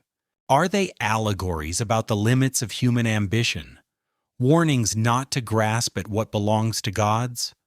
Or are they symbolic records of real turning points in prehistory, the taming of fire, the forging of metal, the birth of agriculture, moments when humanity crossed thresholds and paid the price in upheaval?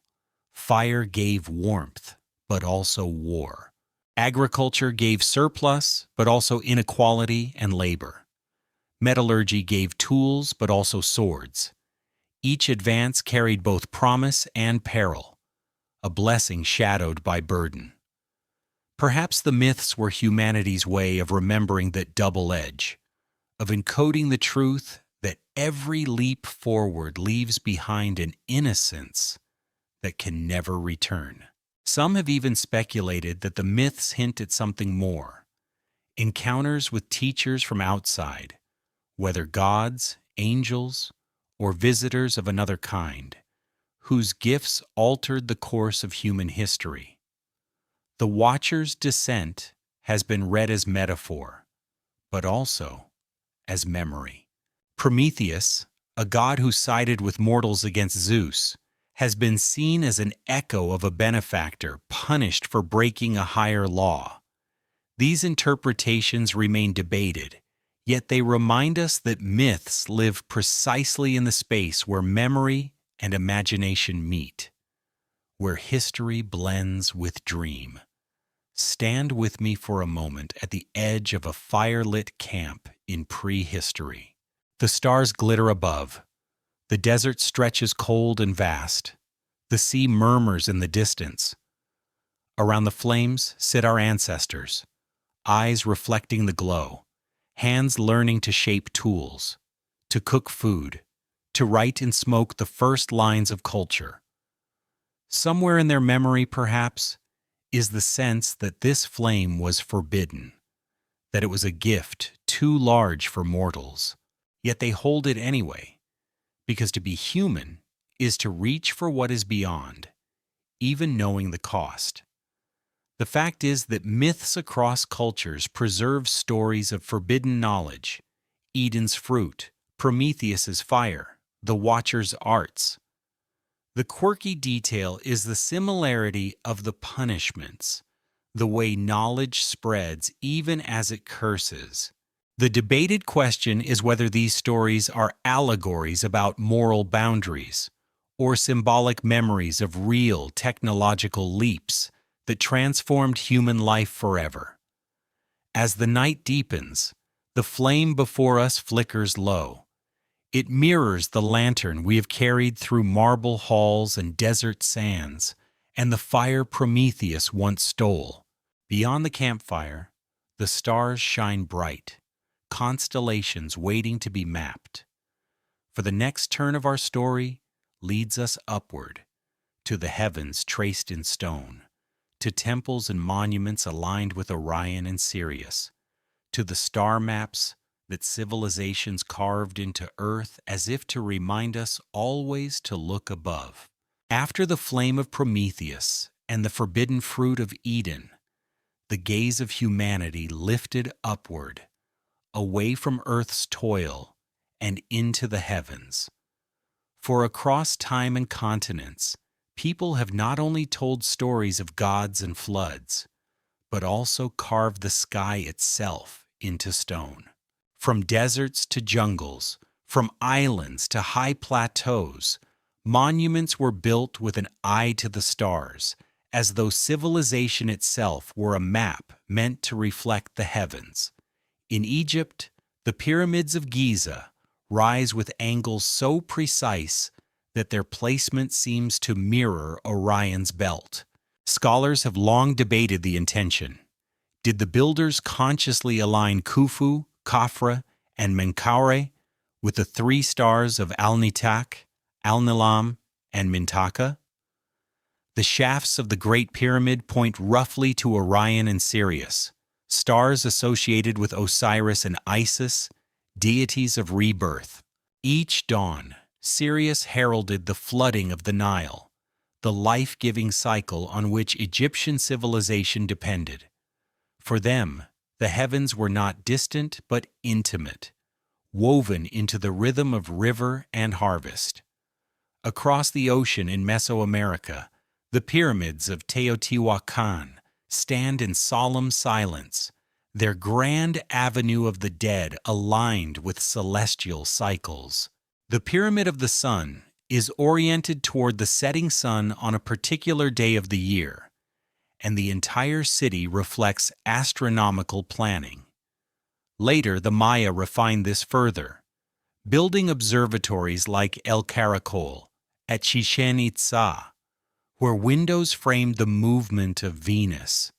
For them, Venus was not only a planet, but a marker of war and destiny. Their codices track its cycle with uncanny precision, showing how deeply they bound their lives to the heavens. In the British Isles, on a windswept plain, Stonehenge stands as a circle of megaliths.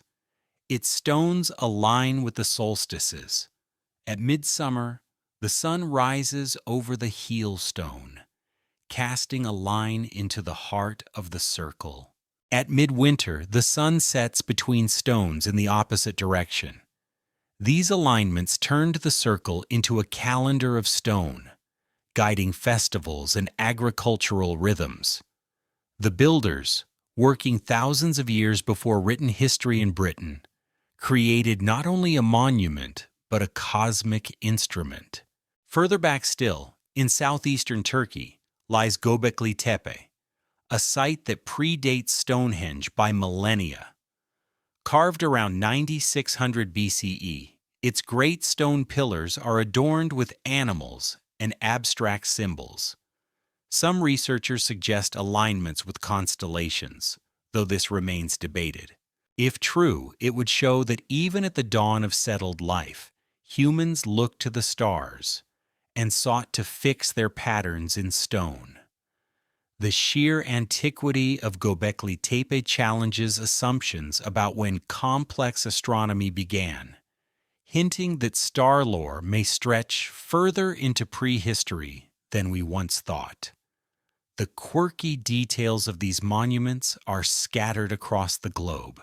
In the Nubian desert of southern Egypt, at a site called Nabta Playa, stone circles were built around 4500 BCE that mark solstices and perhaps Orion as well. This was long before the pyramids, suggesting a deep continuity of sky watching in the region. In Polynesia, navigators memorized chants of star paths, guiding their canoes across thousands of miles of open ocean with no compass but the heavens. Their knowledge was so precise that they could detect subtle shifts in wave patterns, linking sea and sky into a single map. In the Andes, at Machu Picchu, the Intihuatana stone, the hitching post of the sun, was carved to track solstices, binding the Incas' agricultural cycles to the movements of light. The debated question is why this pattern appears so universally. Mainstream archaeologists point to practical needs. Farming requires calendars, calendars require astronomy, and monuments provided durable markers. Aligning a temple to the solstice ensured rituals were timed with seasons. Aligning pyramids to Orion linked the king's fate to the eternal stars. In this view, sky watching was a necessity of survival and religion. Others, however, suggest a deeper thread. The precision of alignments, the recurrence of Orion and Sirius, the spread of similar patterns across continents lead some to argue that a shared heritage of star lore was carried from a forgotten epoch.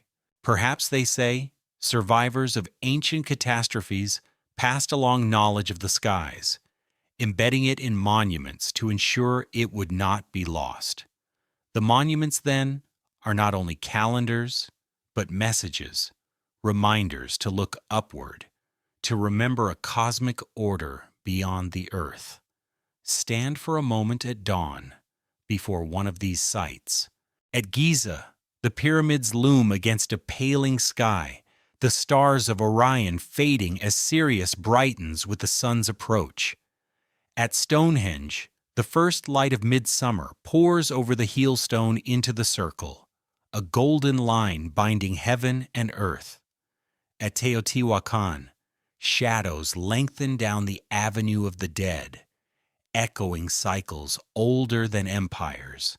At Nabta Playa, the stones of the desert stand silent, waiting for solstice light to crown them. At sea, a Polynesian navigator lifts his eyes, tracing the arc of stars that guide his canoe across an ocean with no landmarks but the heavens. The fact is that across the world, ancient peoples built monuments aligned with stars and solstices, weaving the heavens into stone. The quirky detail is the range of these practices, from desert stone circles to oceanic chants, each a different instrument, but tuned to the same sky. The debated question is whether these alignments arose independently from practical needs, or whether they reflect a deeper, shared inheritance of cosmic knowledge, perhaps even a memory of times before the great floods. As night closes once more, the stars burn with renewed clarity. The marble grows cool, the desert is hushed, and the sea rolls endlessly, reflecting the constellations above. Humanity has always sought to mirror those lights in stone, to fix them in temples and circles, to carry them across oceans in song. The lantern of our story now shifts from monuments to meanings, from stones that align with stars to the interpretations those alignments inspired. For the next chapter will lead us into secrecy, into the keepers of such knowledge, into whispers of Templars who, centuries later, were imagined as inheritors of ancient star maps themselves. When one looks upon Stonehenge or the pyramids or the star-studded codices of the Maya, it is tempting to imagine these monuments as open gifts to the world. Their alignments with solstices, their echoes of Orion, their circles and stairways all seem to announce themselves under the sky. Yet the truth is that such knowledge was rarely common property. The stars belonged in many cultures not to every gaze but to the trained and the initiated. Astronomy was wrapped in ritual, guarded by priesthoods, concealed in chants and codes. The heavens were visible to all, but their meaning was hidden by a veil of secrecy. In Egypt, it was the priests of the temples who measured the heliacal rising of Sirius, timing the calendar with the Nile's flood. They watched the stars each dawn, noting the moment when light broke, and the sacred star appeared. This knowledge ensured crops were planted in rhythm with the river. but it also ensured power. To predict the flood was to command the people's trust.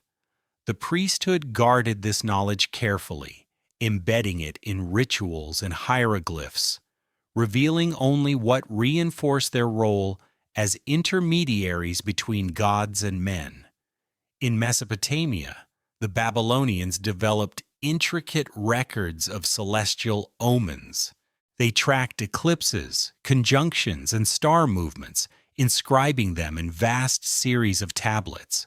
A certain pattern of the moon might mean a king's victory or a city's doom. These omen lists were not meant for common farmers, but for scribes trained in the temples. To the wider world, the stars were distant lights. To the priesthood, they were coded messages. The secrecy was part of the power, ensuring that only a few could interpret the will of heaven. Across the ocean, the Maya and later the Aztecs tied their rituals tightly to celestial cycles. Their calendars, carved into stone, were dazzling in their precision. Yet behind them were astronomer priests who guarded the codices. The cycle of Venus, for example, was tracked meticulously, each phase tied to omens of war or peace. Not everyone was told when Venus would rise as morning star. That knowledge was wielded by the rulers and their priests to shape decisions, to declare when to march to war, when to offer sacrifices. Secrecy was not incidental. It was the scaffold of authority. The quirky details of secrecy appear in small corners. In Polynesia, navigators memorized chants of star paths, guiding canoes across oceans. These chants were not always taught openly. Some were reserved for chosen apprentices, passed in whispers under starlight. In Babylon, some omen texts include strange asides, noting that this is the secret of the scholars. In medieval Europe, cathedral builders embedded astronomical alignments into stone, but left no manuals, only silent geometry. Knowledge of the heavens was often as much about silence as it was about words. This recurring secrecy invites the debated question, why guard the stars? One answer is practical. Knowledge is power, and to control calendars and predictions was to control society. If only priests could declare when the flood would come, or when to plant, or what an eclipse portended, then priests held authority over farmers and kings alike. Secrecy was social control, a way to ensure the cosmos bent toward the needs of the elite. But another answer is more enigmatic. Perhaps the secrecy reflects not merely politics, but the sense that knowledge itself was dangerous, too potent for general use. To know the cycles of the stars, to predict floods, to chart the heavens, these were not only useful skills, but also sacred, tied to the gods, bound by taboos. Revealing them carelessly risked upsetting the balance of heaven and earth. This echoes the same motif we have seen before: forbidden fruit, stolen fire, gifts of the watchers. The stars, too, were both gift and danger. It is in this light that later generations saw secret societies as inheritors of ancient star lore. The Knights Templar, centuries after Egypt and Babylon, were imagined as keepers of hidden wisdom. Their secrecy, their sudden wealth, their rumored excavations beneath the Temple Mount, all of it invited speculation that they had found not just treasure, but knowledge, maps of the heavens, codes of alignment, perhaps even fragments of Hermetic texts. The Templar preceptory became, in legend, a medieval echo of the Egyptian temple, or the Babylonian ziggurat, a place where cosmic knowledge was guarded, concealed, and passed only to the initiated. Stand with me for a moment at the top of a ziggurat in Babylon. The night is vast, the desert cool, the stars blazing. A priest marks tablets as he observes, his chants murmured in secrecy. Far away, across time, a Templar knight holds a lantern in a crypt, perhaps gazing at symbols carved into stone, wondering if they are fragments of that same celestial code. The link is tenuous, more myth than record, yet it feels like a bridge, knowledge guarded by priests in one age, by knights in another, always hidden, always whispered. The fact is that ancient priesthoods controlled astronomy, embedding it in calendars, rituals, and omens, and they guarded it with secrecy. The quirky detail is how far this secrecy went, from Polynesian chants to Babylonian secrets of the scholars, to the guarded predictions of Maya astronomer priests. The debated point is whether secrecy was simply social power or whether it hints at a sense of inherited, dangerous knowledge, too sacred to spread freely. As the night deepens, the stars seem closer, pressing against the earth with quiet brilliance. The marble cools, the desert breathes, the sea reflects the constellations above. Humanity has always looked upward, but not all have shared what they saw. Knowledge once again is both gift and peril, guiding and controlling, lifting and binding. The lantern flame flickers, casting its glow not only on stars above but on waters below. For the next step of the journey will plunge us into the sea itself, where drowned stones and sunken cities whisper of civilizations lost to the waves. The lantern flame drifts downward now, no longer fixed to stone temples or desert monuments, but sinking into water, where memory itself seems suspended in currents. For the sea has always been both giver and taker, feeding coastal peoples and swallowing their villages when the tides rose. At the end of the last ice age, when glaciers melted, the oceans climbed more than 100 meters, drowning vast tracts of land that had once been home to human life. It is easy to forget that what we see as seashore today is only the edge of what remains. Beneath the waves may lie whole chapters of history, half remembered in myths of floods, half hidden in reefs and shoals. Off the coast of Japan, near the island of Yonaguni, divers discovered in the 1980s what appeared to be terraces and steps carved from stone, descending into the sea. Massive platforms, angular edges, flat plains. It was as if an underwater pyramid slumbered there. Some divers swore they saw roads, walls, even carvings of animals. The sight sparked debate that continues to this day. Was Yonaguni a man-made structure from a civilization lost when seas rose around 10,000 years ago? Or is it simply a natural formation, sandstone eroded by waves, and tectonic shifts into patterns that mimic human craft? The currents whisper both answers, and neither has silenced the other. To those who believe Yonaguni is artificial, the implications are staggering. If it truly were a city or temple, then it would predate the pyramids by thousands of years, rewriting the timeline of human architecture. To skeptics, however, the case is weaker. No artifacts, no pottery, no signs of habitation have been firmly linked to the site.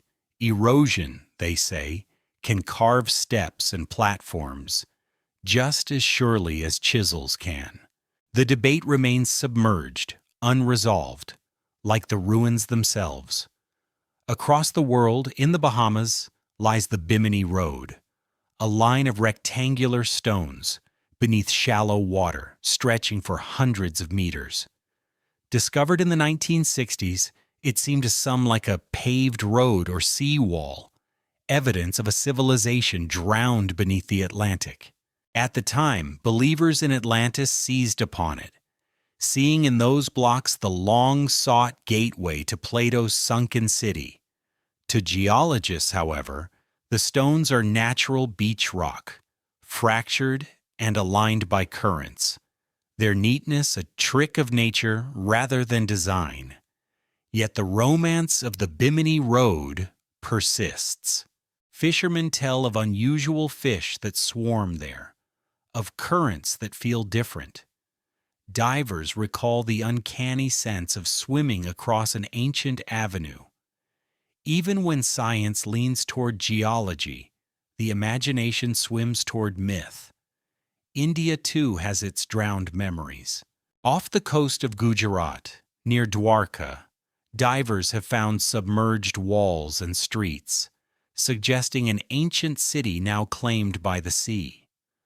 Local tradition long told of Dwarka as the legendary city of Krishna, a place said to have sunk beneath the waves after the hero departed.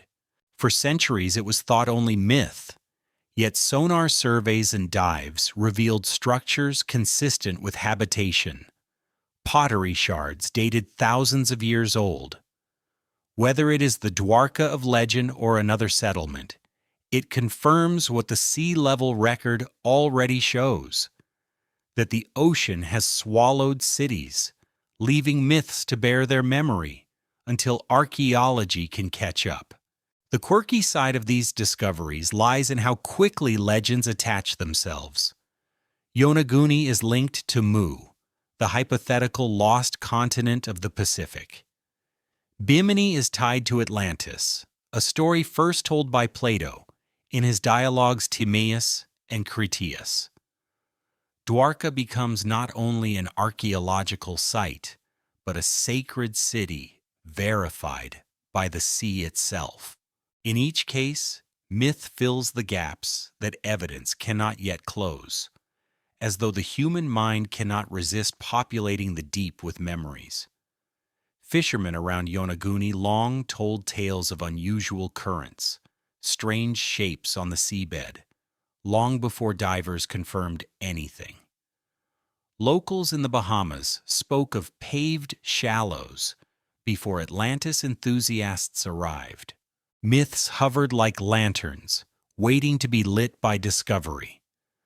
The debated question lingers in the depths.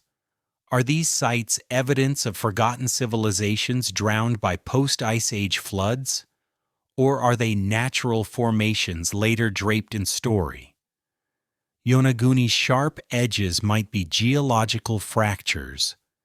Bimini's neat blocks might be aligned beach rock.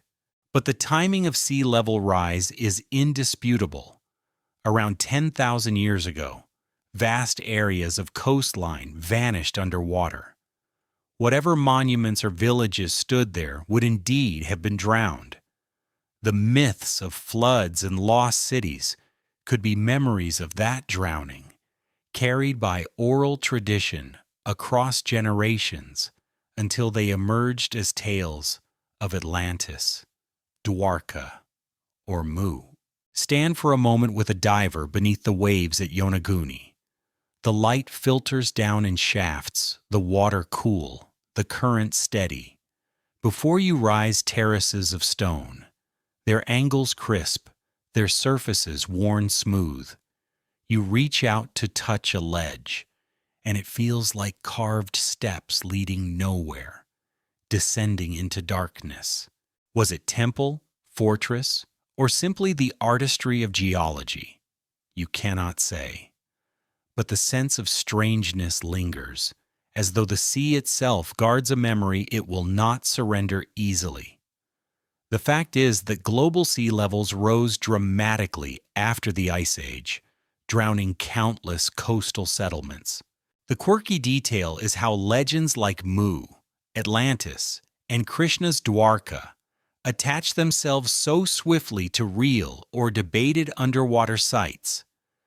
The debated point remains whether these submerged formations are natural or evidence of civilizations older than history, their ruins left to be polished by waves for millennia. As the lantern flame flickers in the underwater dark, Bubbles rise toward the surface, carrying whispers of drowned epics. The sea murmurs as it always has, holding both truth and illusion in its depths. When we emerge wet and breathless, we find the stars above still gleaming, as though reminding us that what is hidden below mirrors what shines above. For the next chapter of our journey, we'll seek the patterns that bind flood and firmament, the cycles of time that repeat as above, so below. When we emerge from the drowned terraces of Yonaguni, the sea still whispers of endings and beginnings, and as the water drips from our imagined dive, the stars above return to their eternal watch. It is here, between sea and sky, that a pattern begins to reveal itself, a sense that history itself is not a straight road, but a circle, that civilizations rise and fall as surely as constellations rise and set. Across cultures, myths, and calendars speak the same refrain. What has been will be again. What was lost will return. Time itself repeats. The Maya inscribed this belief in stone. Their calendar, intricate and interwoven, mapped cycles of 260 days, 365 days, and great long counts stretching across thousands of years. They saw time as a wheel, each rotation carrying the seeds of what came before. Their myths spoke of previous creations, worlds attempted and destroyed, humanity molded from mud, then wood, before finally being shaped from maize. The end of one age was never final. It was the prelude to another. For them, the collapse of cities, or the fall of rulers, echoed the larger rhythm of suns, born and extinguished. In Hindu cosmology, the rhythm stretches further still. The yugas, ages of the world, unfold in vast spans of time. The Satya Yuga, the golden age of truth, is followed by the Treta, then the Dvapara, and finally the Kali Yuga, an age of strife and darkness. When the cycle ends, it begins again, renewed by divine intervention. Here time is not only a circle, but a spiral. Great wheels within wheels, measured not in centuries, but in aeons. Humanity, according to this vision, does not progress steadily upward, but moves through repeating epochs of light and decline. The Greeks, too, preserved a vision of cycles. Hesiod, in his Works and Days, spoke of the ages of man, golden, silver, bronze, heroic, and iron. Each age was a decline from the one before, a slow descent from innocence into toil and corruption. In the Iron Age, his own, men lived lives of hardship, justice faltered, and gods withdrew. Yet even here the pattern implied recurrence, a golden age remembered as a model, perhaps to be restored when the wheel turned again. The phoenix, known in both Greek and Egyptian lore, embodied this directly, a bird consumed by fire, only to rise anew from its ashes, the eternal return of life from destruction. The quirky details of these cycles vary, but carry the same essence. The Aztecs told of the 5 suns, each a world destroyed in turn, by jaguars, by wind, by fire, by flood, until the present age, the 5th sun, which too will one day end. In Egypt, the Bennu bird, precursor of the phoenix, was said to land on the sacred Benben stone at Heliopolis, heralding the first time again and again. In Norse myth, Ragnarok destroys the gods and the world, but from its ruins rises a new earth, green and fresh, children of gods surviving to begin anew. The names differ, but the pattern holds. Destruction is not final. It is part of a cycle. Why should so many traditions see time this way? The debated question runs deep. Perhaps cycles reflect the natural rhythms people lived by. Days and nights, moons waxing and waning, seasons of growth and decay. If nature itself repeats, then why not history? Or perhaps these cycles encode memories of real catastrophes, floods and collapses. Each time civilization faltered, stories grew that the world itself had ended, only to be reborn in another form. These stories, passed across generations, solidified into cosmic cycles. Another possibility lingers at the edge of speculation, that civilizations before ours may have indeed risen and fallen, leaving faint traces carried into myth. Archaeologists often lean toward the symbolic explanation. The cycles, they say, reflect cultural anxieties, the need to frame suffering in a larger order, the comfort of knowing that decline is not final. The yugas, the ages of man, the five suns, these are not chronologies but allegories. And yet, the persistence of flood myths and the evidence of drowned coastlines suggest there is at least some memory of real upheavals. The end of the Ice Age brought seas that swallowed coasts, climates that shifted abruptly. For those who lived through it, the world truly ended, and perhaps their descendants remembered it as part of an eternal cycle. Stand for a moment on a desert plateau, watching the stars wheel overhead. The constellations rise in the east, set in the west, and return the next night just as they have for millennia. The Nile floods, recedes, and floods again. The sea erodes coastlines, drowns fields, and then recedes, leaving new shores. The very heartbeat of the earth is cyclical. It is no wonder that cultures looked upon this rhythm and wove it into myth, that they saw history itself as an echo of the sun's daily death and rebirth. The fact is that civilizations across the globe imagine time not as linear but cyclical, expressed in calendars, myths, and ages of man. The quirky detail is how varied and specific these cycles could be. From the Aztec five suns destroyed by jaguars and fire, to the Bennu bird landing on its stone, to Hesiod's Iron Age lament. The debated question is whether these cycles are purely symbolic, or whether they preserve faint memories of real disruptions that made the world feel reborn again and again. As the lantern flickers, casting its glow on the sea and stars alike, the sense of recurrence deepens. Flood, fire, darkness, rebirth. The pattern repeats in myth, in memory, in stone. And it is here that the bridge begins to stretch toward later ages, when medieval minds too looked for patterns in cycles, when knights whispered of hidden wisdom repeating through time, when the Templars were imagined as heirs of these very rhythms. For as the stars repeat overhead and the sea sighs its eternal song, we prepare to follow the pattern into its next echo, the whispers of secrecy and inheritance that lingered long after the ancient world had fallen. Through all the cycles of flood and fire, of stars and drowned stones, our lantern has guided us along paths of memory. And now, after deserts and seas, it carries us into the heart of medieval Europe, to a brotherhood of knights whose name still echoes with mystery.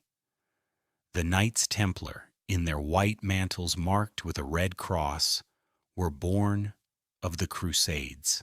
In the year 1113, in the Indio Ladariero 19, they were founded in Jerusalem, sworn to protect pilgrims on their way to the Holy Sepulchre. Yet their headquarters lay not at the sepulchre itself, but upon the Temple Mount, where once had stood the great Temple of Solomon, long since destroyed. From the beginning, Their order was tied to a place steeped in legend, a foundation of faith, and perhaps, in the minds of later storytellers, a vault of secrets.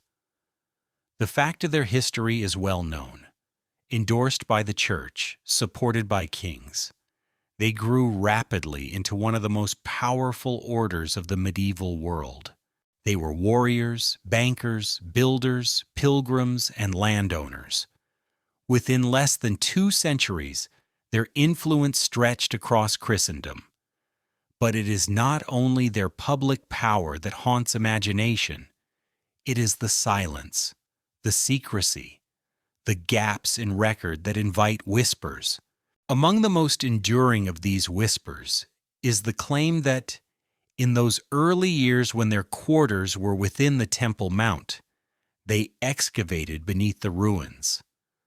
Chronicles hint that they dug in search of something. Some say they found relics of Solomon's temple, the Ark of the Covenant, sacred vessels, perhaps scrolls hidden when Babylon conquered Jerusalem. Others imagine they uncovered not relics, but records, texts that traced back through Jewish and even Egyptian traditions, fragments of Hermetic lore, maps of stars, codes of cycles. If such treasures existed, they were never displayed.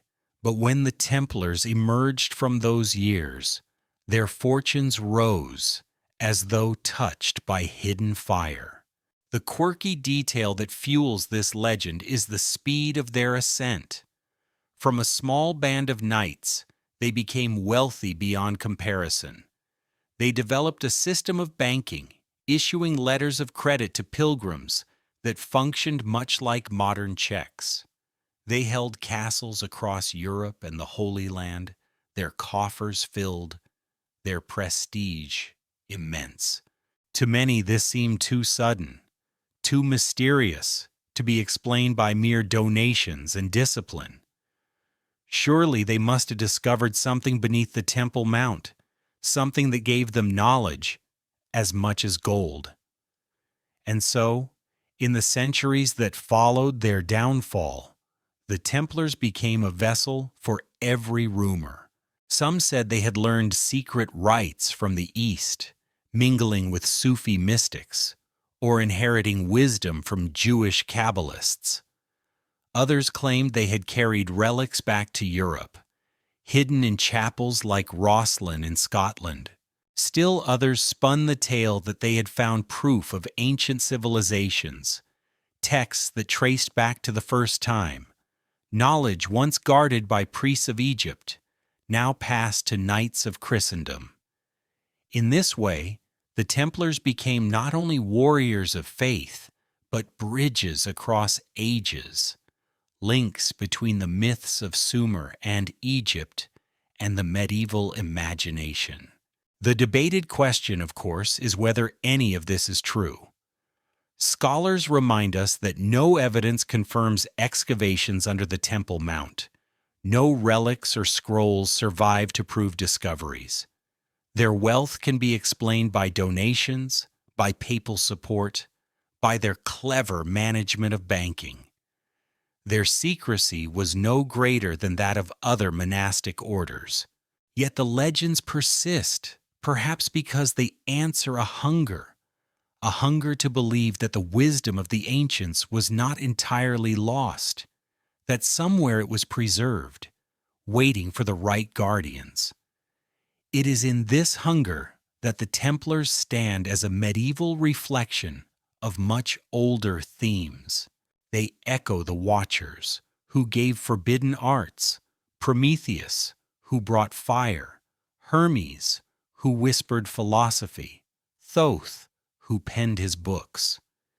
Each of these figures bridged worlds, carrying knowledge across boundaries. The Templars, too, are imagined as crossing thresholds between faith and heresy, between war and wisdom, between the ruins of ancient temples and the castles of medieval Europe. Their story is one more recurrence of the motif we have traced all along, the descent of knowledge, its concealment, and its ambiguous gift to humanity. Stand for a moment within a Templar chapel at night. The air is cool. The stones echo faintly with the tread of boots long gone. Candles flicker on carved walls, some marked with enigmatic symbols, crosses, stars, and knots that may mean nothing, or may mean everything. Outside, the medieval world turns with its wars and its prayers, but here within the walls, silence reigns. Did these knights whisper secrets to one another? Did they carry scrolls copied from ruins, or maps of constellations hidden in their commanderies? We cannot say. But the imagination fills the silence, just as it filled the drowned stones of Yonaguni or the weathered face of the Sphinx. The fact is that the Knights Templar were real, powerful, founded in Jerusalem in 1119 and dissolved in 1312. Their influence immense and their downfall dramatic. The quirky detail is the rumor of excavations beneath the Temple Mount, and the legends of hidden texts or treasures that fueled centuries of speculation. The debated question is whether they truly found fragments of ancient wisdom, or whether we project into their story the same desire that colors our view of every lost civilization, the desire to believe that knowledge survives in secret, preserved against time. As night deepens over Europe, the lantern of our story flickers low, its flame mirrored in the stained glass of ruined chapels and the black waters of forgotten moats. The sea murmurs still, and the stars turn overhead, repeating cycles as they always have.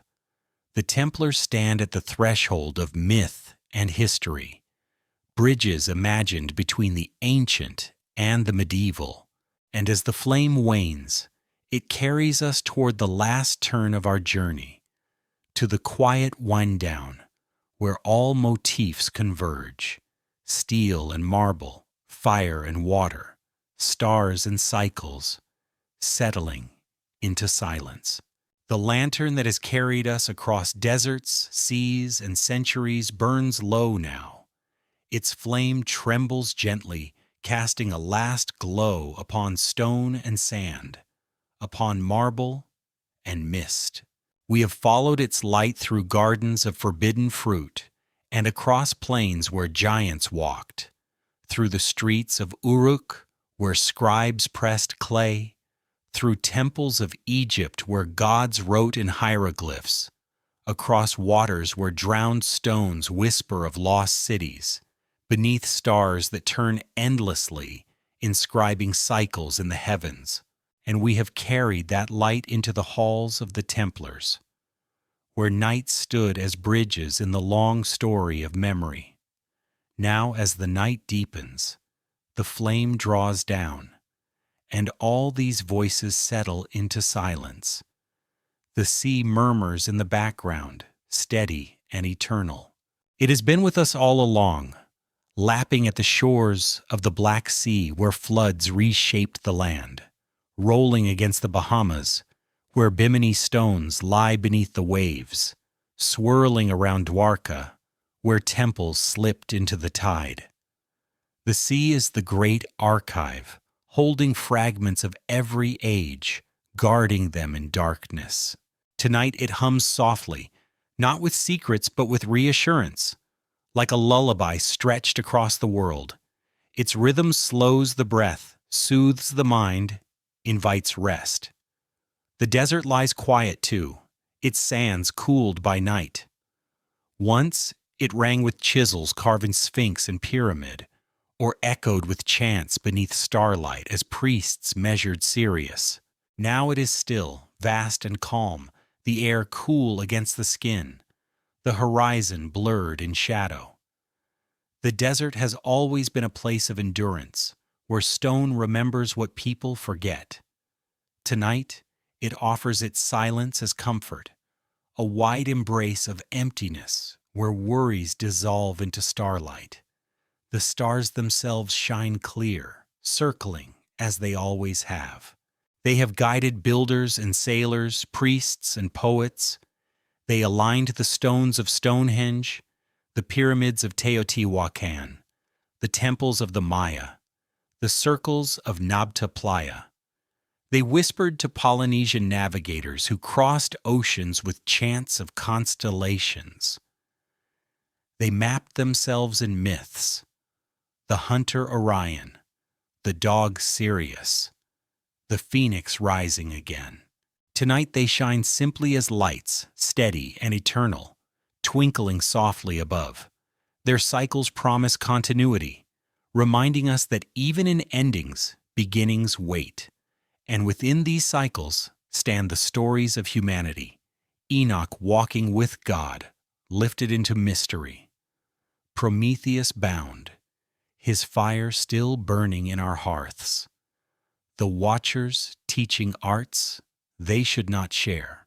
Thoth inscribing wisdom in hidden books. Hermes whispering philosophy in the Hermetica. Idris, the prophet raised high. Kings of Sumer ruling for impossible spans. Pharaohs building stairways of stone. And later, knights in white mantles, guarding secrets in chapels of silence. They are all echoes of the same yearning, the desire to reach beyond, to carry knowledge across the flood, across the desert, across the centuries. Tonight those echoes grow faint, blending into one another, until they are no longer burdens, but lullabies. The quirky details that once sparked wonder, beer tablets of Sumer, missing noses of statues, school children practicing cuneiform, fishermen's tales of paved roads beneath the sea, now soften into gentle curiosities, no longer puzzles demanding answers, but ornaments in the larger dream. They rest as small stars in the great constellation of memory. The debated questions that once stirred debate, whether the Sphinx knew rain, whether floods were myth or history, whether cycles are allegory or memory, whether Templars found hidden scrolls, fade too.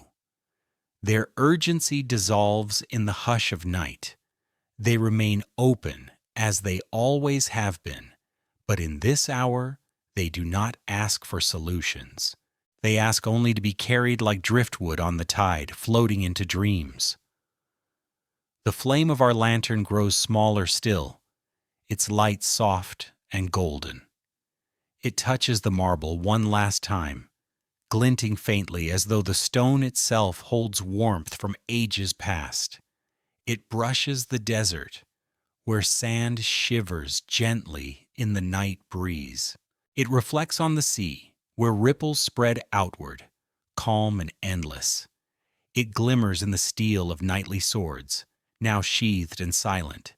It lingers in the mist that curls along forest edges, where bells once rang to summon men to prayer. And then, slowly, it draws inward, as if the flame itself is ready to rest. Breathe with it. In, with the sea's sigh. Out, with the desert's hush. In, with the stars' steady light. Out, with the stone's patient silence. The world grows heavy with stillness, the rhythm slowing, the motifs of our long journey gathering like threads woven into a single cloth. The cloth is simple, yet vast.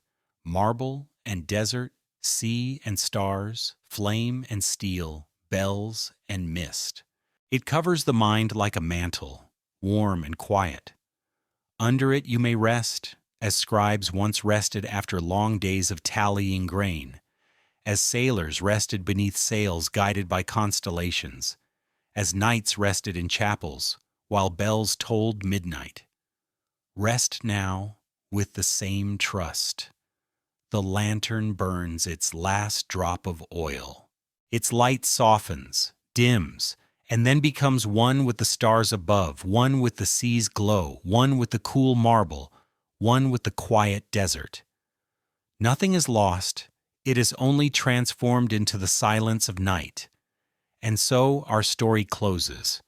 The flood recedes, The fire cools, the stars continue their cycle, the stone keeps its watch, and the listener drifts gently into sleep, carried by sea and desert, lulled by marble and mist, guarded by the eternal flame that now rests within.